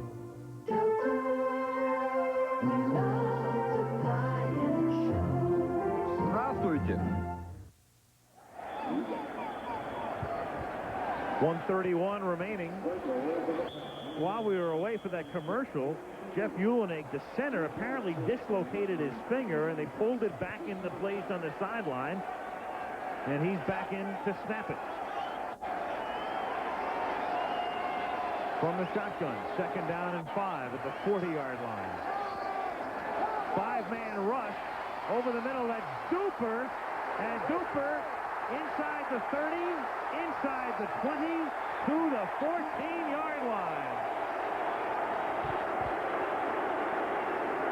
Duper took a big risk because he had lost the first down and swung around. And he could have been well advised to also have got out of bounds down inside the 15. And he didn't go out of bounds, and now Miami has to take its second timeout with 1:16 left, first and 10 for 14. This is not a surprise. You knew you were going to have to pick up the tab. But then 6 more people showed up. Not the time to run up against a preset limit on a bank card. That would be embarrassing. But you can handle this. Instead of worrying, you order more wine. The card, the American Express card. Don't leave home without it. First and 10, Dolphins at the Bill 14-yard line. Miami with 1 timeout remaining and 1:16 on the clock. Buffalo up 20-10. Marino out of the gun with Jensen next door to him. Clayton in motion. Over the middle, Clayton. Clayton gets it to the 11-yard line. Stopped by Talley. 2nd and 7. A minute remaining in the half.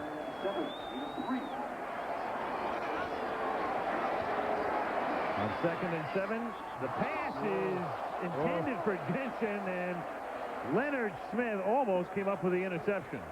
Boy, and Marino steps right up and talks to Jensen, who turns the wrong way on him. Watch this. Jensen goes out, pulls up, and Marino fires by him. Well, the reason he pulled up like that is because Darryl Talley was all over him with just sensational coverage. Jensen was doing nothing more to try to shake. He was trying to shake that guy. You got to credit Talley with that. 3rd and 7 with 51 seconds remaining in the half. 4 wide out. Marino in the gun. Marino for Duper, and incomplete. Duper covered in the end zone by Chris Hale. And so the drive comes up short, and Stojanovic will come in to try to tack on 3.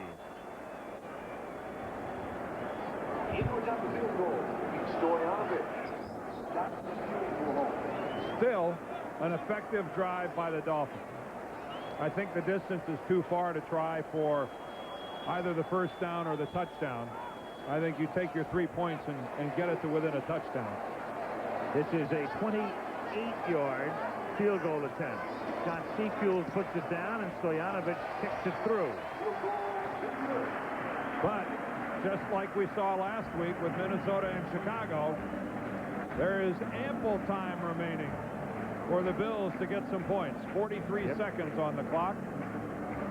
Well, a 70 or 80 point night wouldn't surprise anybody, and right now we've got 33 with still 43 ticks remaining in the first half. A different sort of look at the snap. A holder's eye view. That'll make you jump off your couch, won't it? If you've ever been down there on one knee and tried to field that 7-yard snap from the center, that ball has a great deal of velocity, and I can't overstate how difficult that is to field that ball, place it, spin the laces so they're facing forward, tilt the ball to the exact degree of angle that the kicker likes it, and then keep your finger there while that guy swings his foot through there. Kickers are kind of weird, too, as you know, down there. They get comfortable with one holder, and they just don't want anyone else out there. The lucky guys get one holder for a long period of time. I remember a guy like Jim Bakken in St. Louis only ever had 2 holders his entire career in the league. Had Larry Wilson for all those years, and then Roger Worley stepped in and took over. And that means a lot to a kicker. 2 defensive backs. Yeah. A lot of them, when they lose their holder, they lose their effectiveness. Stojanovic to kick off. It's like losing your favorite pacifier when you're outside. Or your binky. Al Edwards from the 4 up to the 27-yard line. We all know how disastrous that can be. A missing binky is big stuff. Bobby Hart makes the tackle. That is in my house. Frank had a chance to talk with Dan Marino last night, and you will see that interview at the half. Marino trying to guide the Dolphins into the playoffs for the 2nd consecutive year, after Miami had gone 4 years in a row without seen postseason action. Appeared to be very much a team on the rise, but now they've got an uphill struggle to get into the playoffs this season. Inside handoff goes to Kenneth Davis. He takes it to the 30-yard line. Cross makes the tackle, and let's see what the Bills do on 2nd down and 7. If Kelly airs it out here to try to get him into field goal position from the 30-yard line, he's going to have to. The clock down to 15, and the pass is thrown low up at the 46-yard line, intended for Don Beebe. 12 ticks left. And Kelly calls timeout. Oh, he still is thinking that he can do something with it. And there is an injured Buffalo Bill down. Is that Beebe? That was the intended Beebe. Receiver. Yes, it is. Well, Kelly had indicated he wanted timeout. And I think this will end up being charged against. Even though Beebe was down, Kelly indicated he wanted timeout. They will charge him with it. You know, there's an interesting injury situation already having developed for Buffalo. We talked about Will Wolford, the great left tackle who's hurt. Glenn Parker got hurt before. Mitch Farrat has now moved to that tackle spot. And keep in mind, they also inactivated a backup tackle tonight, Joe Stasiak. They are very thin up there, and just something to keep in mind in the second half. There is Farrat, who can play all over the offensive line, and right now he's at that very vital left tackle position. Meanwhile, Don Beebe appears to be all right. With only 12 seconds remaining, they'll move him right into the locker room where they can look at him. And Wolford not playing tonight was a real surprise. Buffalo was fully expecting him to play. He practiced the last couple of days, and then during warm-ups, either it tightened up or something happened that gave them an indication that he best not go. And a real indication of how serious it is that when Parker came out, Wolford didn't go in. He must be hurting badly. 3rd and 7, and here's Kenneth Davis. Not going far, picks up 4. And Buffalo will apparently take a timeout. No. Miami takes a timeout. Miami takes a timeout. And they'll rush the punt. Yeah. Well, they'll try to block it and see if they can come up with some points. Might as well. 5 seconds left. A kiss? No, I'm sorry. I don't think so. Oh, no, please, no, baby, no. Oh, not a good idea. Not now. No, bad time. Fight morning breath with Scope. Scope has 2 powerful ingredients that kill 90% of the bacteria that cause morning breath. Your kiss is ready. Pucker up. Right on the kisser. Come on. Kiss morning breath goodbye with Scope. Give me that kiss. Miami took a timeout. Dan mentioned they'll rush the punt, but if I'm Buffalo right here, I don't punt. I take the snap and I run around and then just go down. And hope that the timer starts the clock on time. Yep.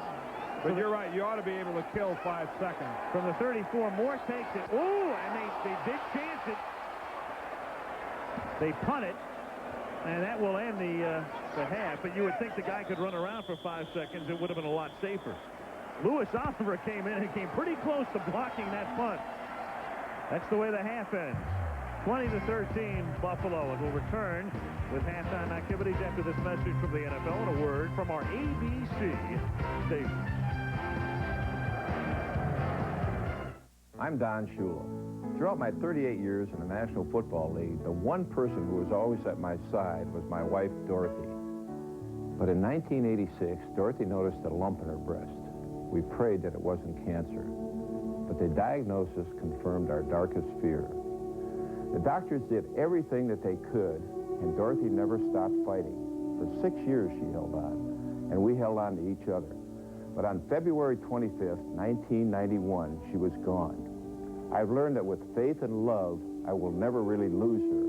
She's still with me in the tough times when I need her the most. And I know that she wouldn't want me to give up the fight that she couldn't win. That's why I want to ask for your support of the United Way and all the United Way agencies that provide service to cancer patients and their families. I believe that with love, faith, and commitment, we can all be the real winners in life because the United Way, it brings out the best in all of us. This message furnished by the National Football League. What people do behind closed doors is none of your business. I'm going to do something with you tonight that I've never done before in my life. Unless you're a divorce lawyer. Are you trying to tell us that your relationship with her was strictly platonic? From the producers of L.A. Law, Civil Wars, premiering Wednesday.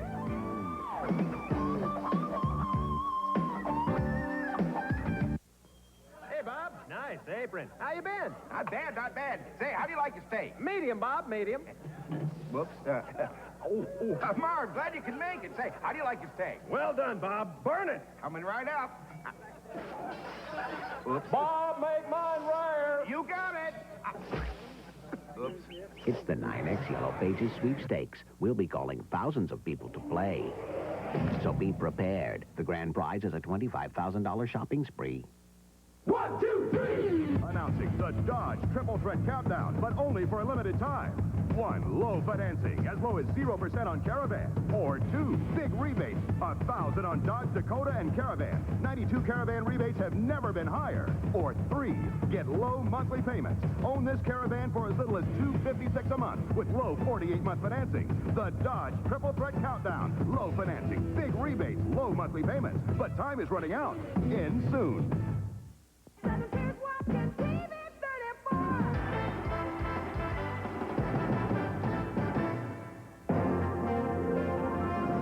The Lexus Halftime Report. Brought to you by Lexus and the new ES300 Sports Sedan. Here now, Frank Gifford.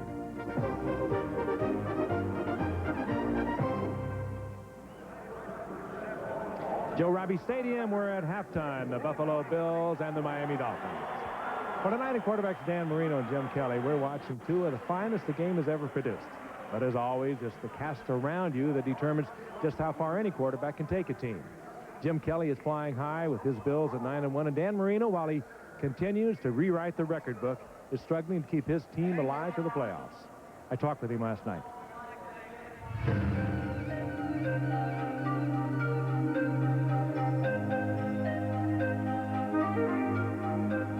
If you go back to last year and look at the 12-4 finish and all the promise you had coming into this season, it has to be maybe the most frustrating season you've known.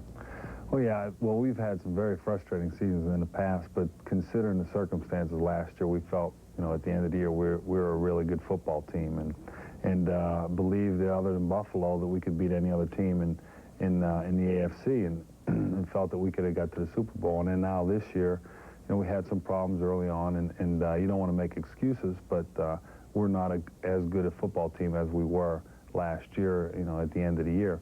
Well, Dan, I guess I could say the new contract you signed, a reported $25 million over 5 years, $5 million a year, that could ease the frustration somewhat. That's part of it, making the money and doing well financially, but I think the biggest thing is doing well on the football field and being successful on the field, because that's really what you love to do, and that's what I want to do. I want to be successful on the field. But there was a time, Dan, there was so much talk about you didn't think it could be done here, and you wanted to move on.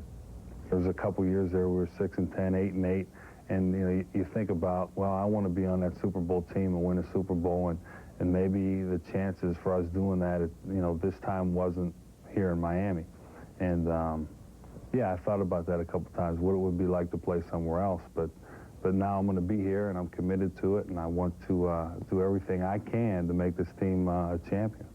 Well, with everything you've seen on a football field, Dan, how would you feel about your own kids wanting to play this game? Right now, they don't seem to have any interest. I don't know what it is, but my one son's a little soccer, and he can't plays soccer, and he can't wait for the season to get over. So I don't really understand it right now, but they're still young yet, Frank. Well, Dan, when it's all over, what would you like to do? I know you've been involved in broadcasting with the World League of American Football last year. Did you enjoy that? To be quite honest with you, when I first started, I was very nervous because I didn't really know what I was doing. And I think with the help of all the people, the professional people there, I think towards the end I was very comfortable. And maybe, down the line I'd like to try it again sometime. Got to check out a lot of new golf courses. Yeah, that's very true. And, you know, that's the one priority we had when we were doing the World League games. We had to find out the best golf course in that city and make sure we play. Well, Dan, when it's all over, and I don't think there's any question it's a Hall of Fame career, how would you like to be remembered? I really think that when I'm done playing, I would want to be remembered as a winner, a guy that worked hard to win, you know, each and every week, and also a quarterback that was very consistent, you know, that you could count on, you know, being a good player and having an impact on the game each and every week. And you know, that's something that I'd like to be remembered for. 3 years ago, we set out to create a sports sedan. But first and foremost, we set out to create a Lexus.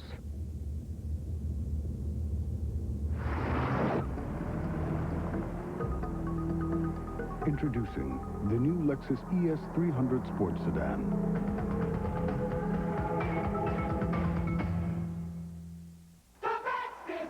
Saturday, a college football doubleheader kicks off with a classic matchup.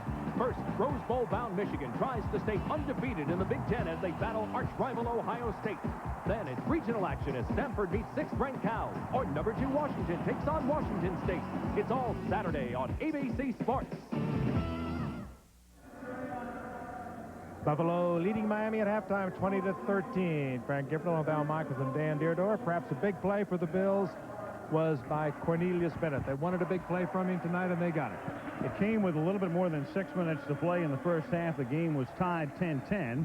Miami had the ball, and Bennett, who, according to everybody who follows the Bills closely and the coaching staff, is having his best season with the sack, with the forced fumble, with the fumble recovery, with the return, with the touchdown. That made it 17-10 on their way to a 7-point halftime lead. And now Miami is forced to come from behind against Buffalo. Always a very formidable task.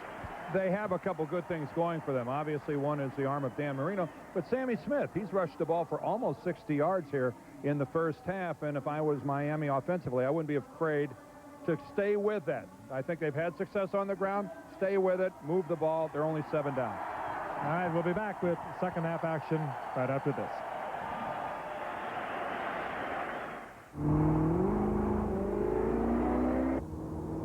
The Lexus Coupe can be equipped with a cellular phone that allows you to dial, answer, and hang up without ever letting go of the wheel. Proving once you get your hands on a Lexus, they tend to stay that way.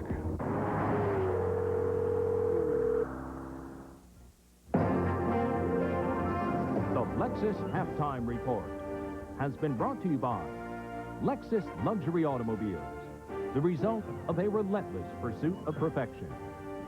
We'll be back with the second half kickoff after a word from our ABC stations. I think he's doing me. Tony Danza. I think he's a snitch. Is Gus Ferracci. You think it was Ferracci. I know it. The mob wants him dead. Our problem is going to be made to disappear. Feds want him alive. He's going to draw us a map straight to Gus. You rat me, you'll never hear the hammer click. He's running out of places to hide. You find him. One of the biggest manhunts in New York history. We got him. Tony Danza, dead and alive, Sunday.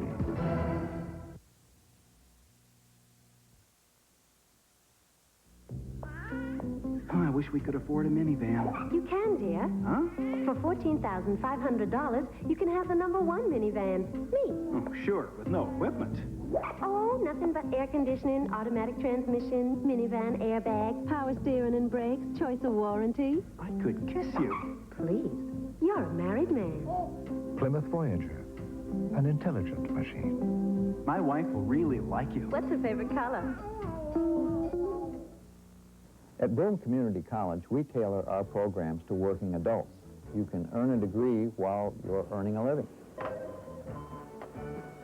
Age is not a factor. Teachers tell me all the time how good our older students are.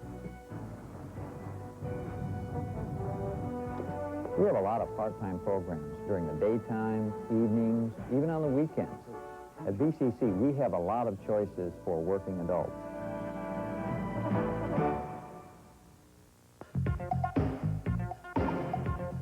We're opening the doors to 2 hot new clubs. Introducing McDonald's McChicken Club with tender all-white meat and Quarter Pounder Club with lean, juicy beef, both with hickory smoked bacon, cool lettuce, red ripe tomato, and mayo, stacked up on a sesame seed bun, club style. So go out for the hot new taste of McChicken Club. Out now for a sizzling Quarter Pounder Club. But shake it. Before long, the hottest clubs in town will be gone. You're not a kid anymore, you must be kidding me. You look 10 years younger than you're supposed to be. You got great muscle tone, bright shining eyes. Drinking milk every day. Well, that's no surprise, 'cause milk tastes delicious. You're not a kid anymore. And I'll tell you what's more. You're not a kid anymore. Milk's good for you. You're not a kid anymore. Milk, 'cause you're not a kid anymore.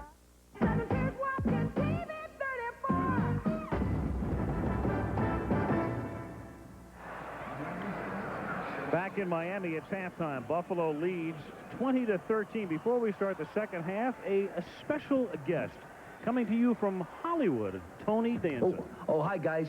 I'm here enjoying the game. I just want you to know that this Sunday, I'll be in a new ABC movie called Dead and Alive.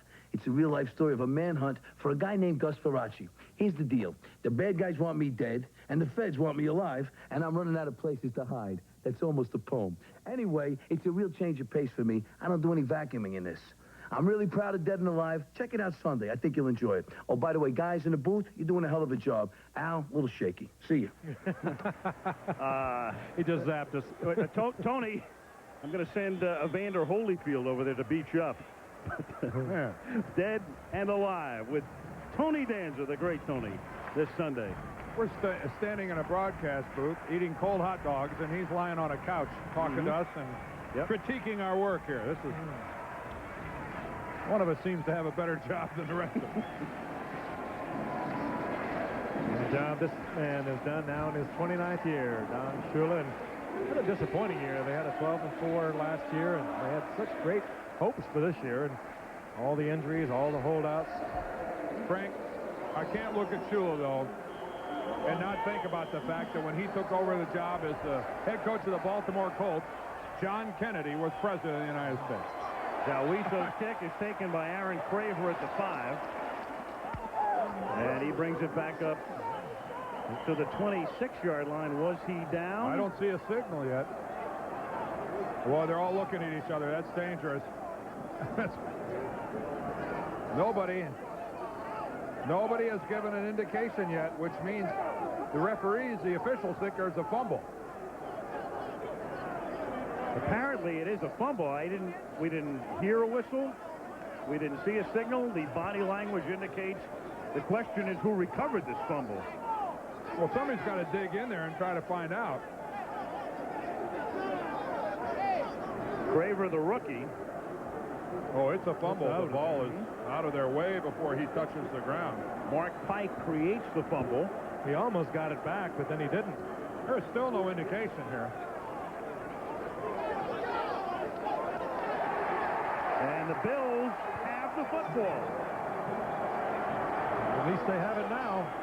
You know, I'm sorry, but with all the officials there are on the field, they got to get to the bottom of the pile faster than that. That ball might have changed hands 3 different times on the bottom of that pile. Carwell Gardner is the guy who eventually comes away with it.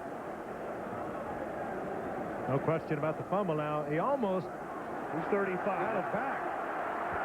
I mean, you can see Gardner fighting for it. But, I mean, my only critique of that is it just seemed that the officials were a little nonchalant in trying to get the bottom of that and find out who actually had the ball. Shula looking at the replay, but it's Buffalo ball, and that's Miami's 3rd turnover tonight. First down to the 27-yard line, and Kelly gets sacked by David Griggs at the 30-yard line. Meanwhile, the report from the Buffalo locker room, Don Beebe, the wide receiver, a broken right collarbone. Lou, and that is a big injury for Buffalo. Meanwhile, Glenn Parker is back in at left tackle. It is second down and 13, and Kelly throws, and McKellar, the tight end, who makes the catch at the 25 and gets tackled by E.J. Jr. That's going to set up a third down and 9. Well, 2 strong defensive plays now by the Dolphins. They need 3. Third and 9, Buffalo already in field goal range at the 25, early in the third quarter. Kelly has the first down as he takes it to the 16-yard line. Oh, that's a bad, ugly slide on the part of Jim Kelly. He saw that first down marker, and he wanted to get it. He just went in head first. Meanwhile, let's go back and take a quick look at the play in the first half. Here's the play in which BB gets hurt. Right there. End of the half. It so often happens. He fell on the elbow, and then the defensive back fell on him. Broken collarbone. Here's Thomas picking up 1, taking it to the 15. Brian Cox makes the tackle. Okay. I guess so much depends on the severity of that broken collarbone, whether or not it's just a hairline fracture or if the bone was actually displaced in there. Second whether and or not 9. BB might play anymore this year. Second and 9, a 3-man rush, and Reed spins out of a tackle and takes it to the 4 for a first down. Mike Reichenbach was there to make the tackle, and he couldn't knock him down. We've talked so much about Thurman Thomas tonight. Meanwhile, Andre Reed is quietly having another great season. He came in with 51 receptions tonight, and that's what he does best. You saw it there. After he catches it, he runs with the football. First and goal, Buffalo at the 4. Thomas to the 1. Ball fumble! And it appears Ken Hall, the center, is alert and recovers to retain possession for the Bills. And Tom Olivadotti, the defensive coordinator for the Dolphins, watched his team, well, have an opportunity to create. They did create the turnover, but Buffalo winds up with the football. Brian Cox was the man who knocked it loose. Now Kelly throws to the back of the end zone for a touchdown. Andre Reed.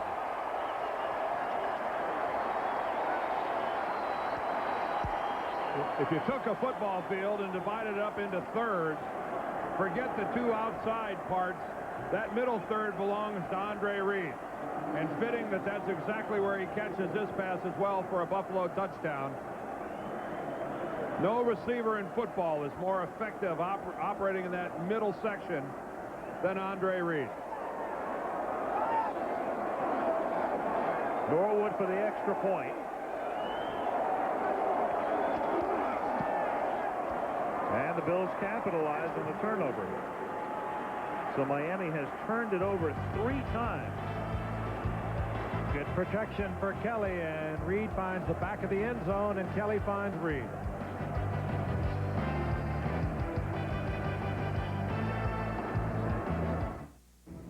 It's it, and that's that.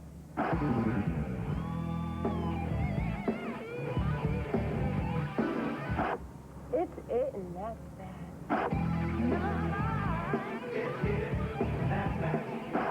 Nothing beats it. You want the bar across the street. Like this in beer today. The great Pilsner taste keeps you ahead of it all.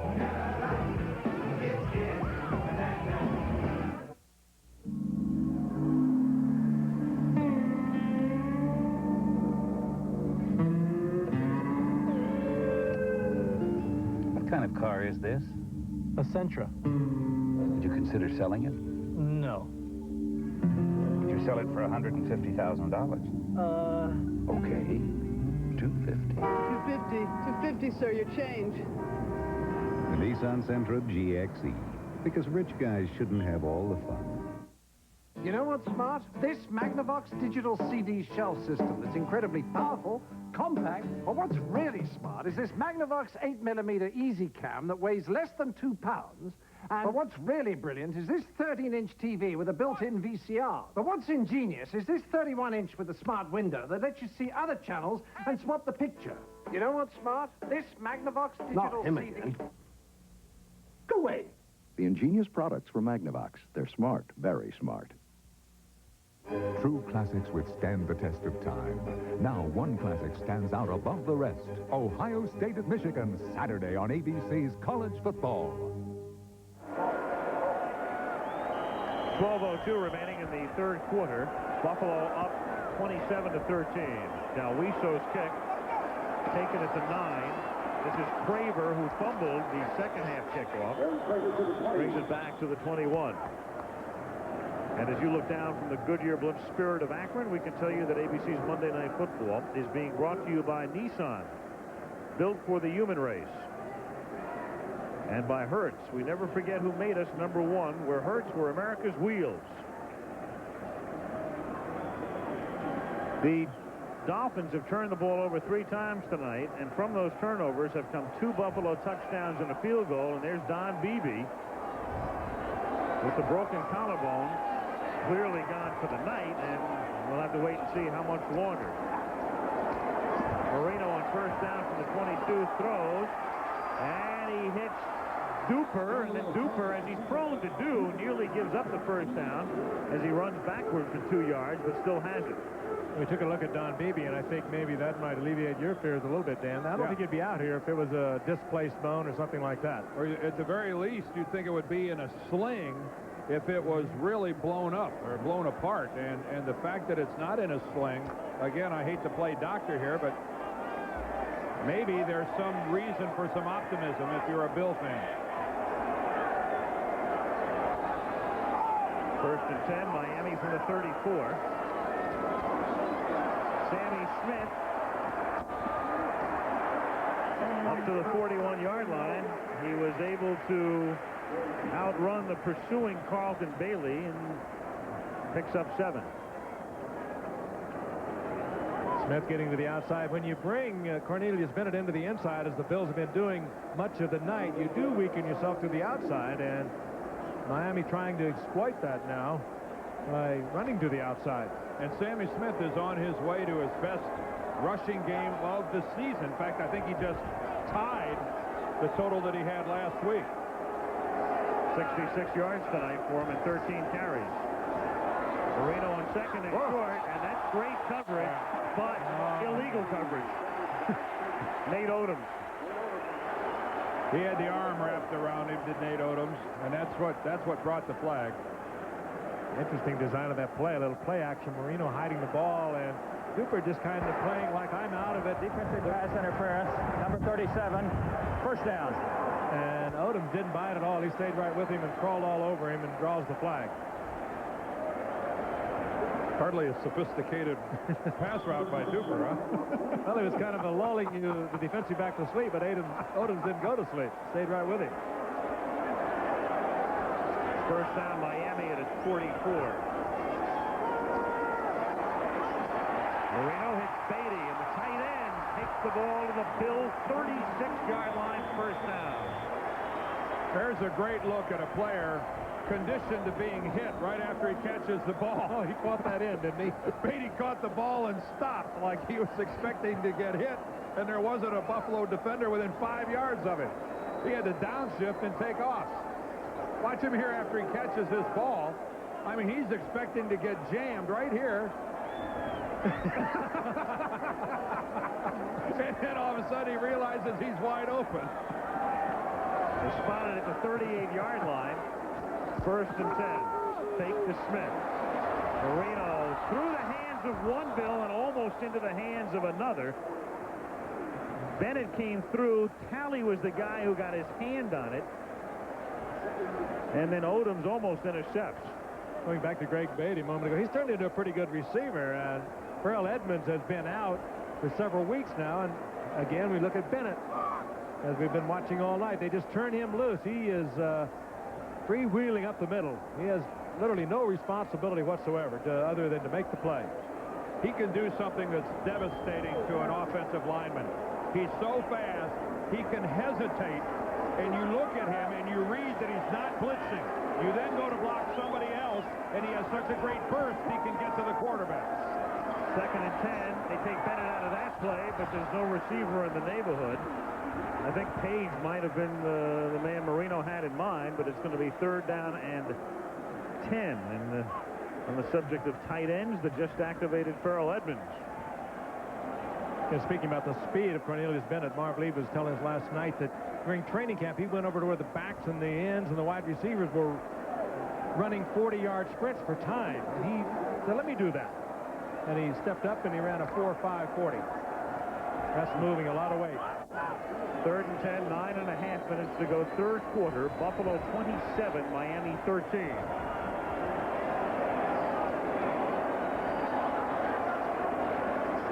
They must get to the 27. 1st down. Clayton makes the catch at the 22. And that, bring it back. Bring it back. Boy, that negates just a fine effort by Mark Clayton. I mean, he had to twist his body and come back and catch a high pass from Dan Marino. And I think, as really befitting the way he's been playing all night, I think Cornelius Bennett threw that. Offense, illegal hands to the face. Kept the hands on the face at first. 10-yard penalty. Repeat 3rd down. Well, they call it against Richmond Webb, the left tackle of the Miami Dolphins, and what a critical mistake. Well, there he is outside now. There's Biscuit, Cornelius Bennett, and you can see the left hand of Richmond Webb got up into the face mask, and he didn't get it out. Whoa, what a disastrous penalty. Oh, he's causing chaos out there tonight. Instead of 1st and 10, it's 3rd and 20 at the 48-yard line.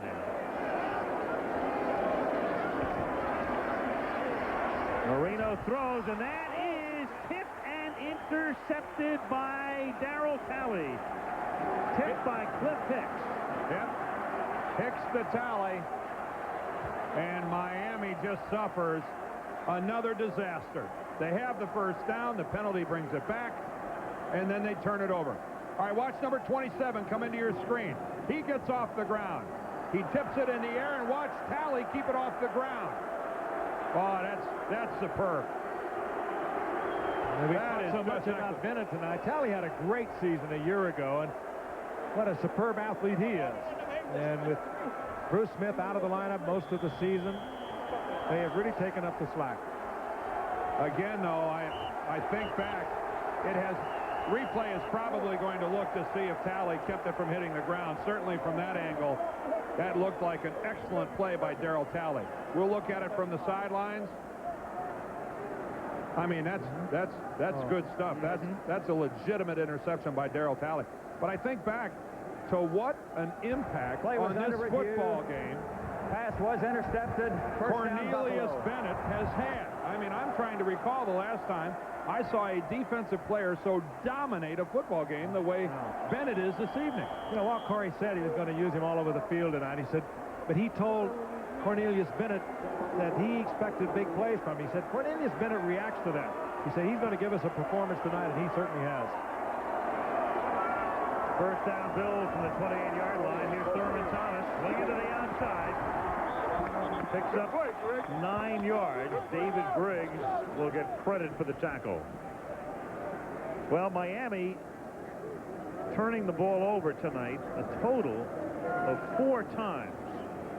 And the Bills zip. And when you see that, it's, well, you can figure out who has the lead. One loss Buffalo has. They turned it over 5 times. They got beat 33-6. They call that a world of hurt by Kansas City. And that's a world of a big hole. Yep. By an all-world back, exploiting it. Thurman Thomas after the 50-yard line. The players love Monday Night Football because all the other players in the league are at home and can see them play.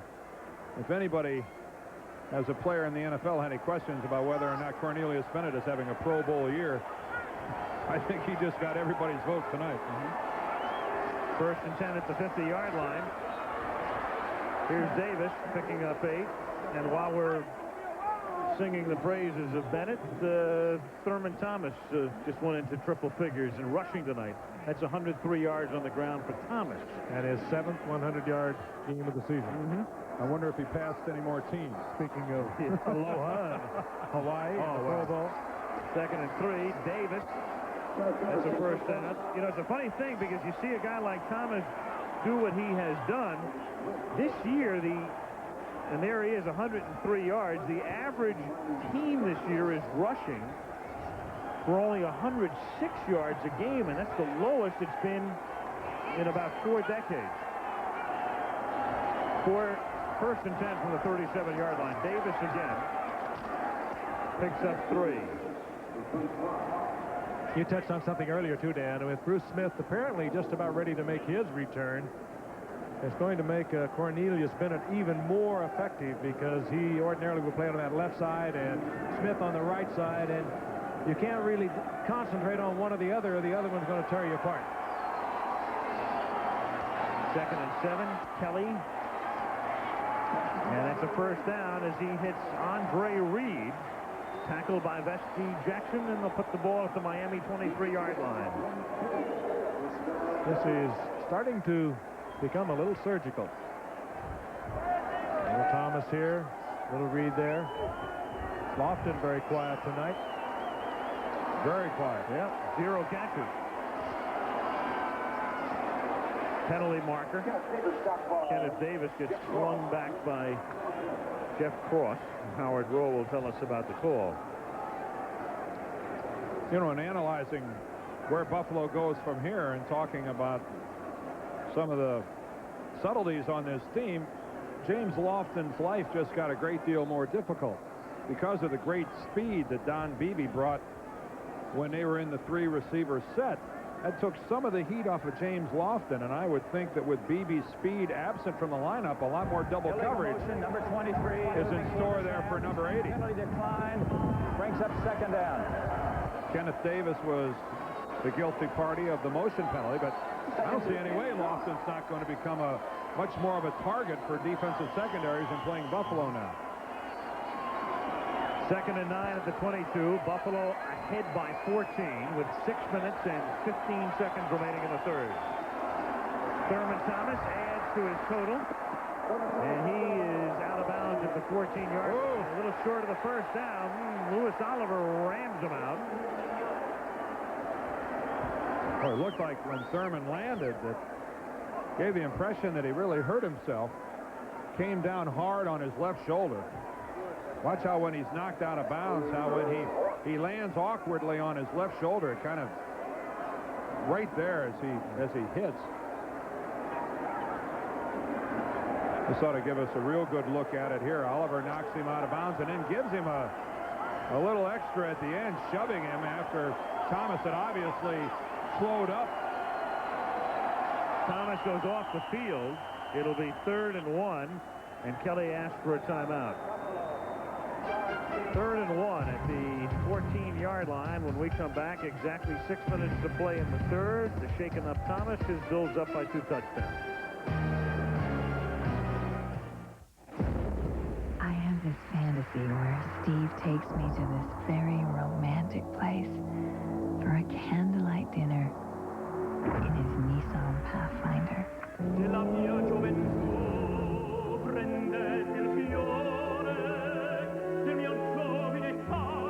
We sit at a table for 2 that has this really nice view. It's football time. Your ball, Jim Kelly. My turn to hurt. I did it. You can do it. I can deal with pain, Jimmy. My doc says ibuprofen for body pain. The medicine in Nuprin. My trainer, same thing. So Nupit. Nupit with Nuprin. Strong stuff. Just takes one. Nupit. Football's not so rough. At least we wear long pants. For back, joint, or muscle pain, Nupit. Nupit. With Nuprin. The body pain medicine. Every year, for the past 11 years, Hertz has been rated the best overall car rental company by a survey of renters. For over a decade, 19,000 renters considered car selection, reliability, cleanliness, and the quality of the company's service. For the 11th year in a row, we're America's #1 way to rent a car.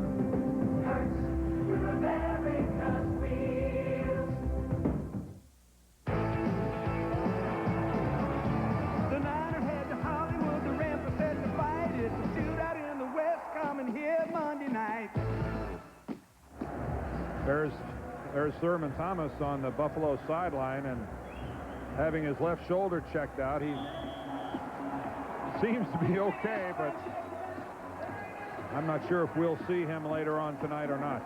Oh, he wants to be okay. This is where you fatten up the stats. Well, a night like this. A Buffalo touchdown on this drive, I think, sends Thurman to the showers. 3rd and 1 from the 14-yard line. Kenneth Davis has the first down and sets up a 1st and goal, taking it inside the 10-yard line.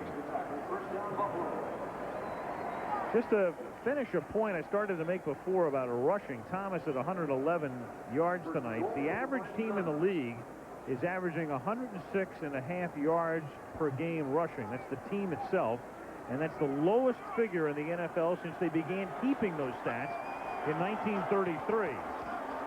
Here's Davis. He takes it to the 3-yard line.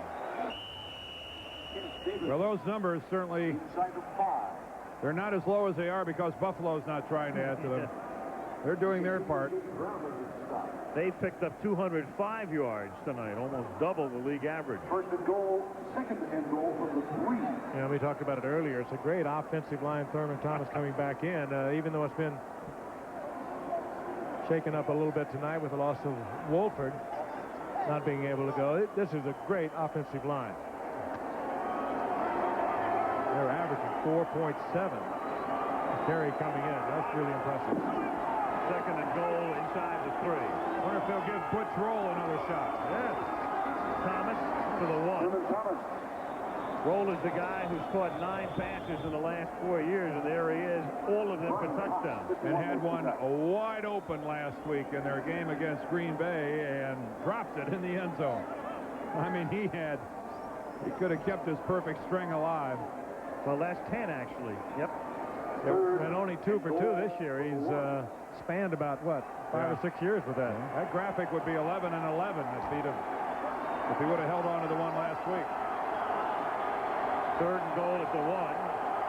Roll lines up on the left side. But he comes up on a 4-point stance. And here's Thomas. Touchdown.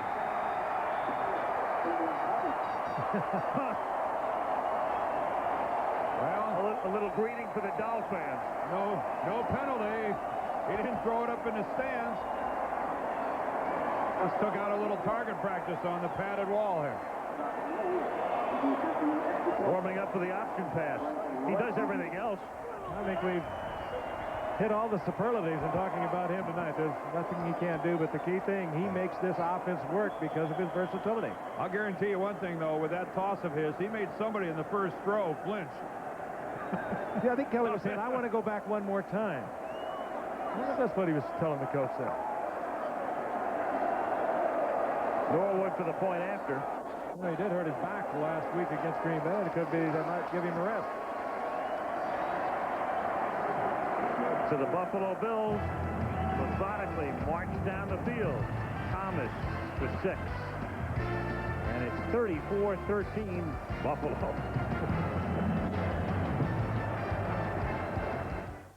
Forget the limits of ordinary basketball shoes. You've entered the weightless environment of the Nike Flight Dimension. Examine, if you will, Scottie Pippen, about to discover the power of his Nike Air Flight shoes by way of a time warp.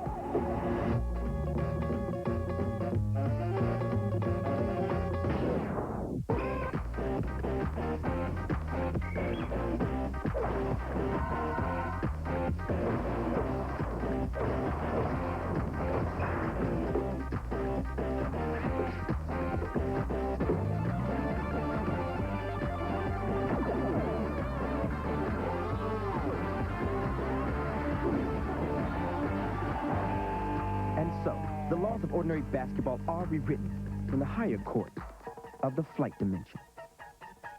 Son, you could make hundreds of dollars a year in professional basketball.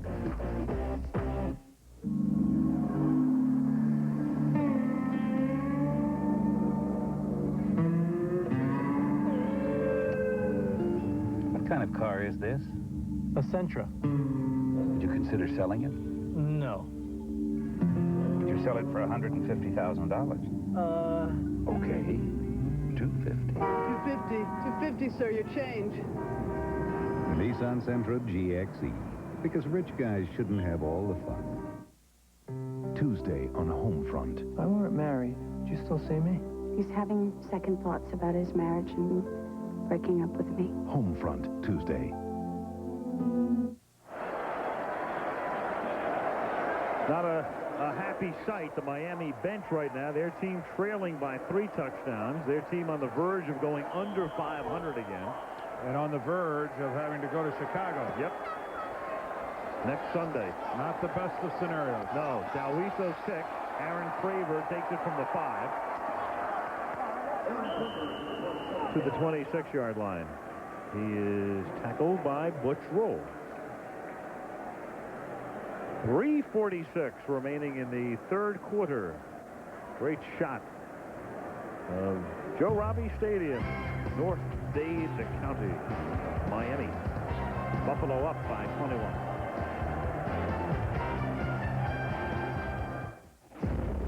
I have this fantasy where Steve takes me to this very romantic place for a candlelight dinner in his Nissan Pathfinder.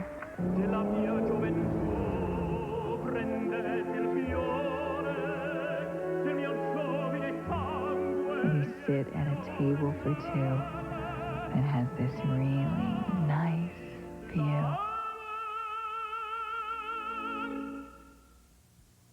Everywhere you look, there's a different way to go.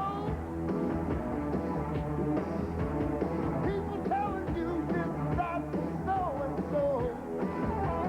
Since we're talking beer, let's cut the chit chat. Miller Lite is in that fact. The great Pilsner taste keeps you ahead of it all. Miller Lite is it. And that's that. We built this business. He was wearing those night vision goggles they make. Otherwise, he never could have seen me. Rescued me. They taught me computer drafting. I earned a degree. Now I've got a job. They make the parts that connect my pacemaker. Never thought I'd be around to tell you that. We built this business to build your dreams. This was Nick Bonacani, the captain of the undefeated Miami Dolphins back in 1972. He goes up on the honor roll here at Joe Robbie Stadium tonight. Nick now making his home here in Miami, devoting all of his time to the Miami Project, where they are researching and experimenting and doing so much work in the care and rehabilitation of spinal cord injuries. He raised about $1 million a year just in New York alone, and that's his full time now. Of course, his son, a quadriplegic, Mark Bonacani, from the football injury. Sammy Smith losing 2. On that subject, and unfortunately, it's a segue we have to make here. Mike Utley, the Detroit Lion offensive tackle, was injured yesterday. He underwent 2.5 hours of surgery today for a neck injury. His career apparently is over, and the doctors are hoping that he can regain most of his functional capabilities. The next 48 hours, though, are very critical, and we want Mike Utley and his family to know we're saying a small prayer for him. You got that right. Up at the 43-yard line, Jim Jensen makes the catch for a first down, but there's a flag down in the backfield.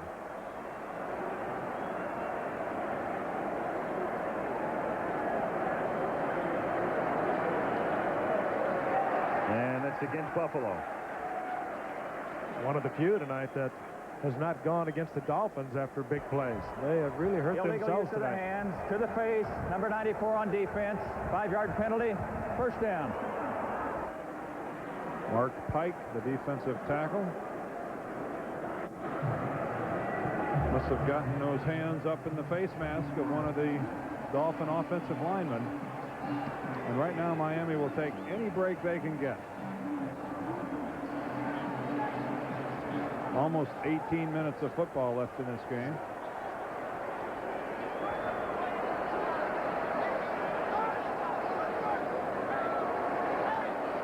Not unrealistic to think that Miami could score 3 times in the next 18 minutes. It's also unrealistic to think that Buffalo's not going to score again in the next 18 minutes. Miami, as I said earlier, really hurt themselves tonight with the penalties and with the turnovers. Illegal hands to the face. Defense was declined. Pass is completed for first down. They had to determine which was more beneficial to Miami, the accepting of the penalty or the taking the play. Taking the play won. From the 44-yard line, Marino hits Freddie Banks. He gets run out of bounds by Hicks, close to a first down. Mark Pike decked Marino. Marino waited to the last possible second to release it. He paid the price. And he's hurting right now, but he wants to get a play off, doesn't want to use a timeout. Now Banks uncovering right here, and down goes Marino. And doesn't want to use a huddle either, so. First down from the 45. Here's Jensen. He gets upended by Chris Hale with 2.5 minutes to go in the third quarter. Jensen also works as a backup quarterback, and he is so smart coming out of the backfield. He reads everything right with Marino. Marino is always going to know that he can go to Jensen. He will be the man that uncovers. They think alike, and it works so effectively. 2nd and 2. Marino going deep, and Banks can't make the catch. He was covered by Cliff Hicks at the 10. It's going to be 3rd down and 2 with 2:08 to go in the third. Buffalo up 34-13.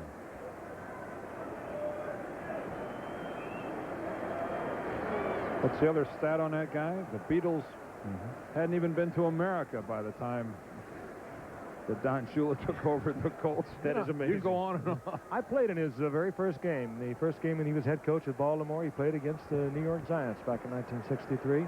Now that really sums it up. Well, Dick Kennedy being president and the Beatles not coming to these shores. Frank played in that game. Well, I also played against him for a lot of years, too. When he was with Cleveland and then Baltimore and Washington.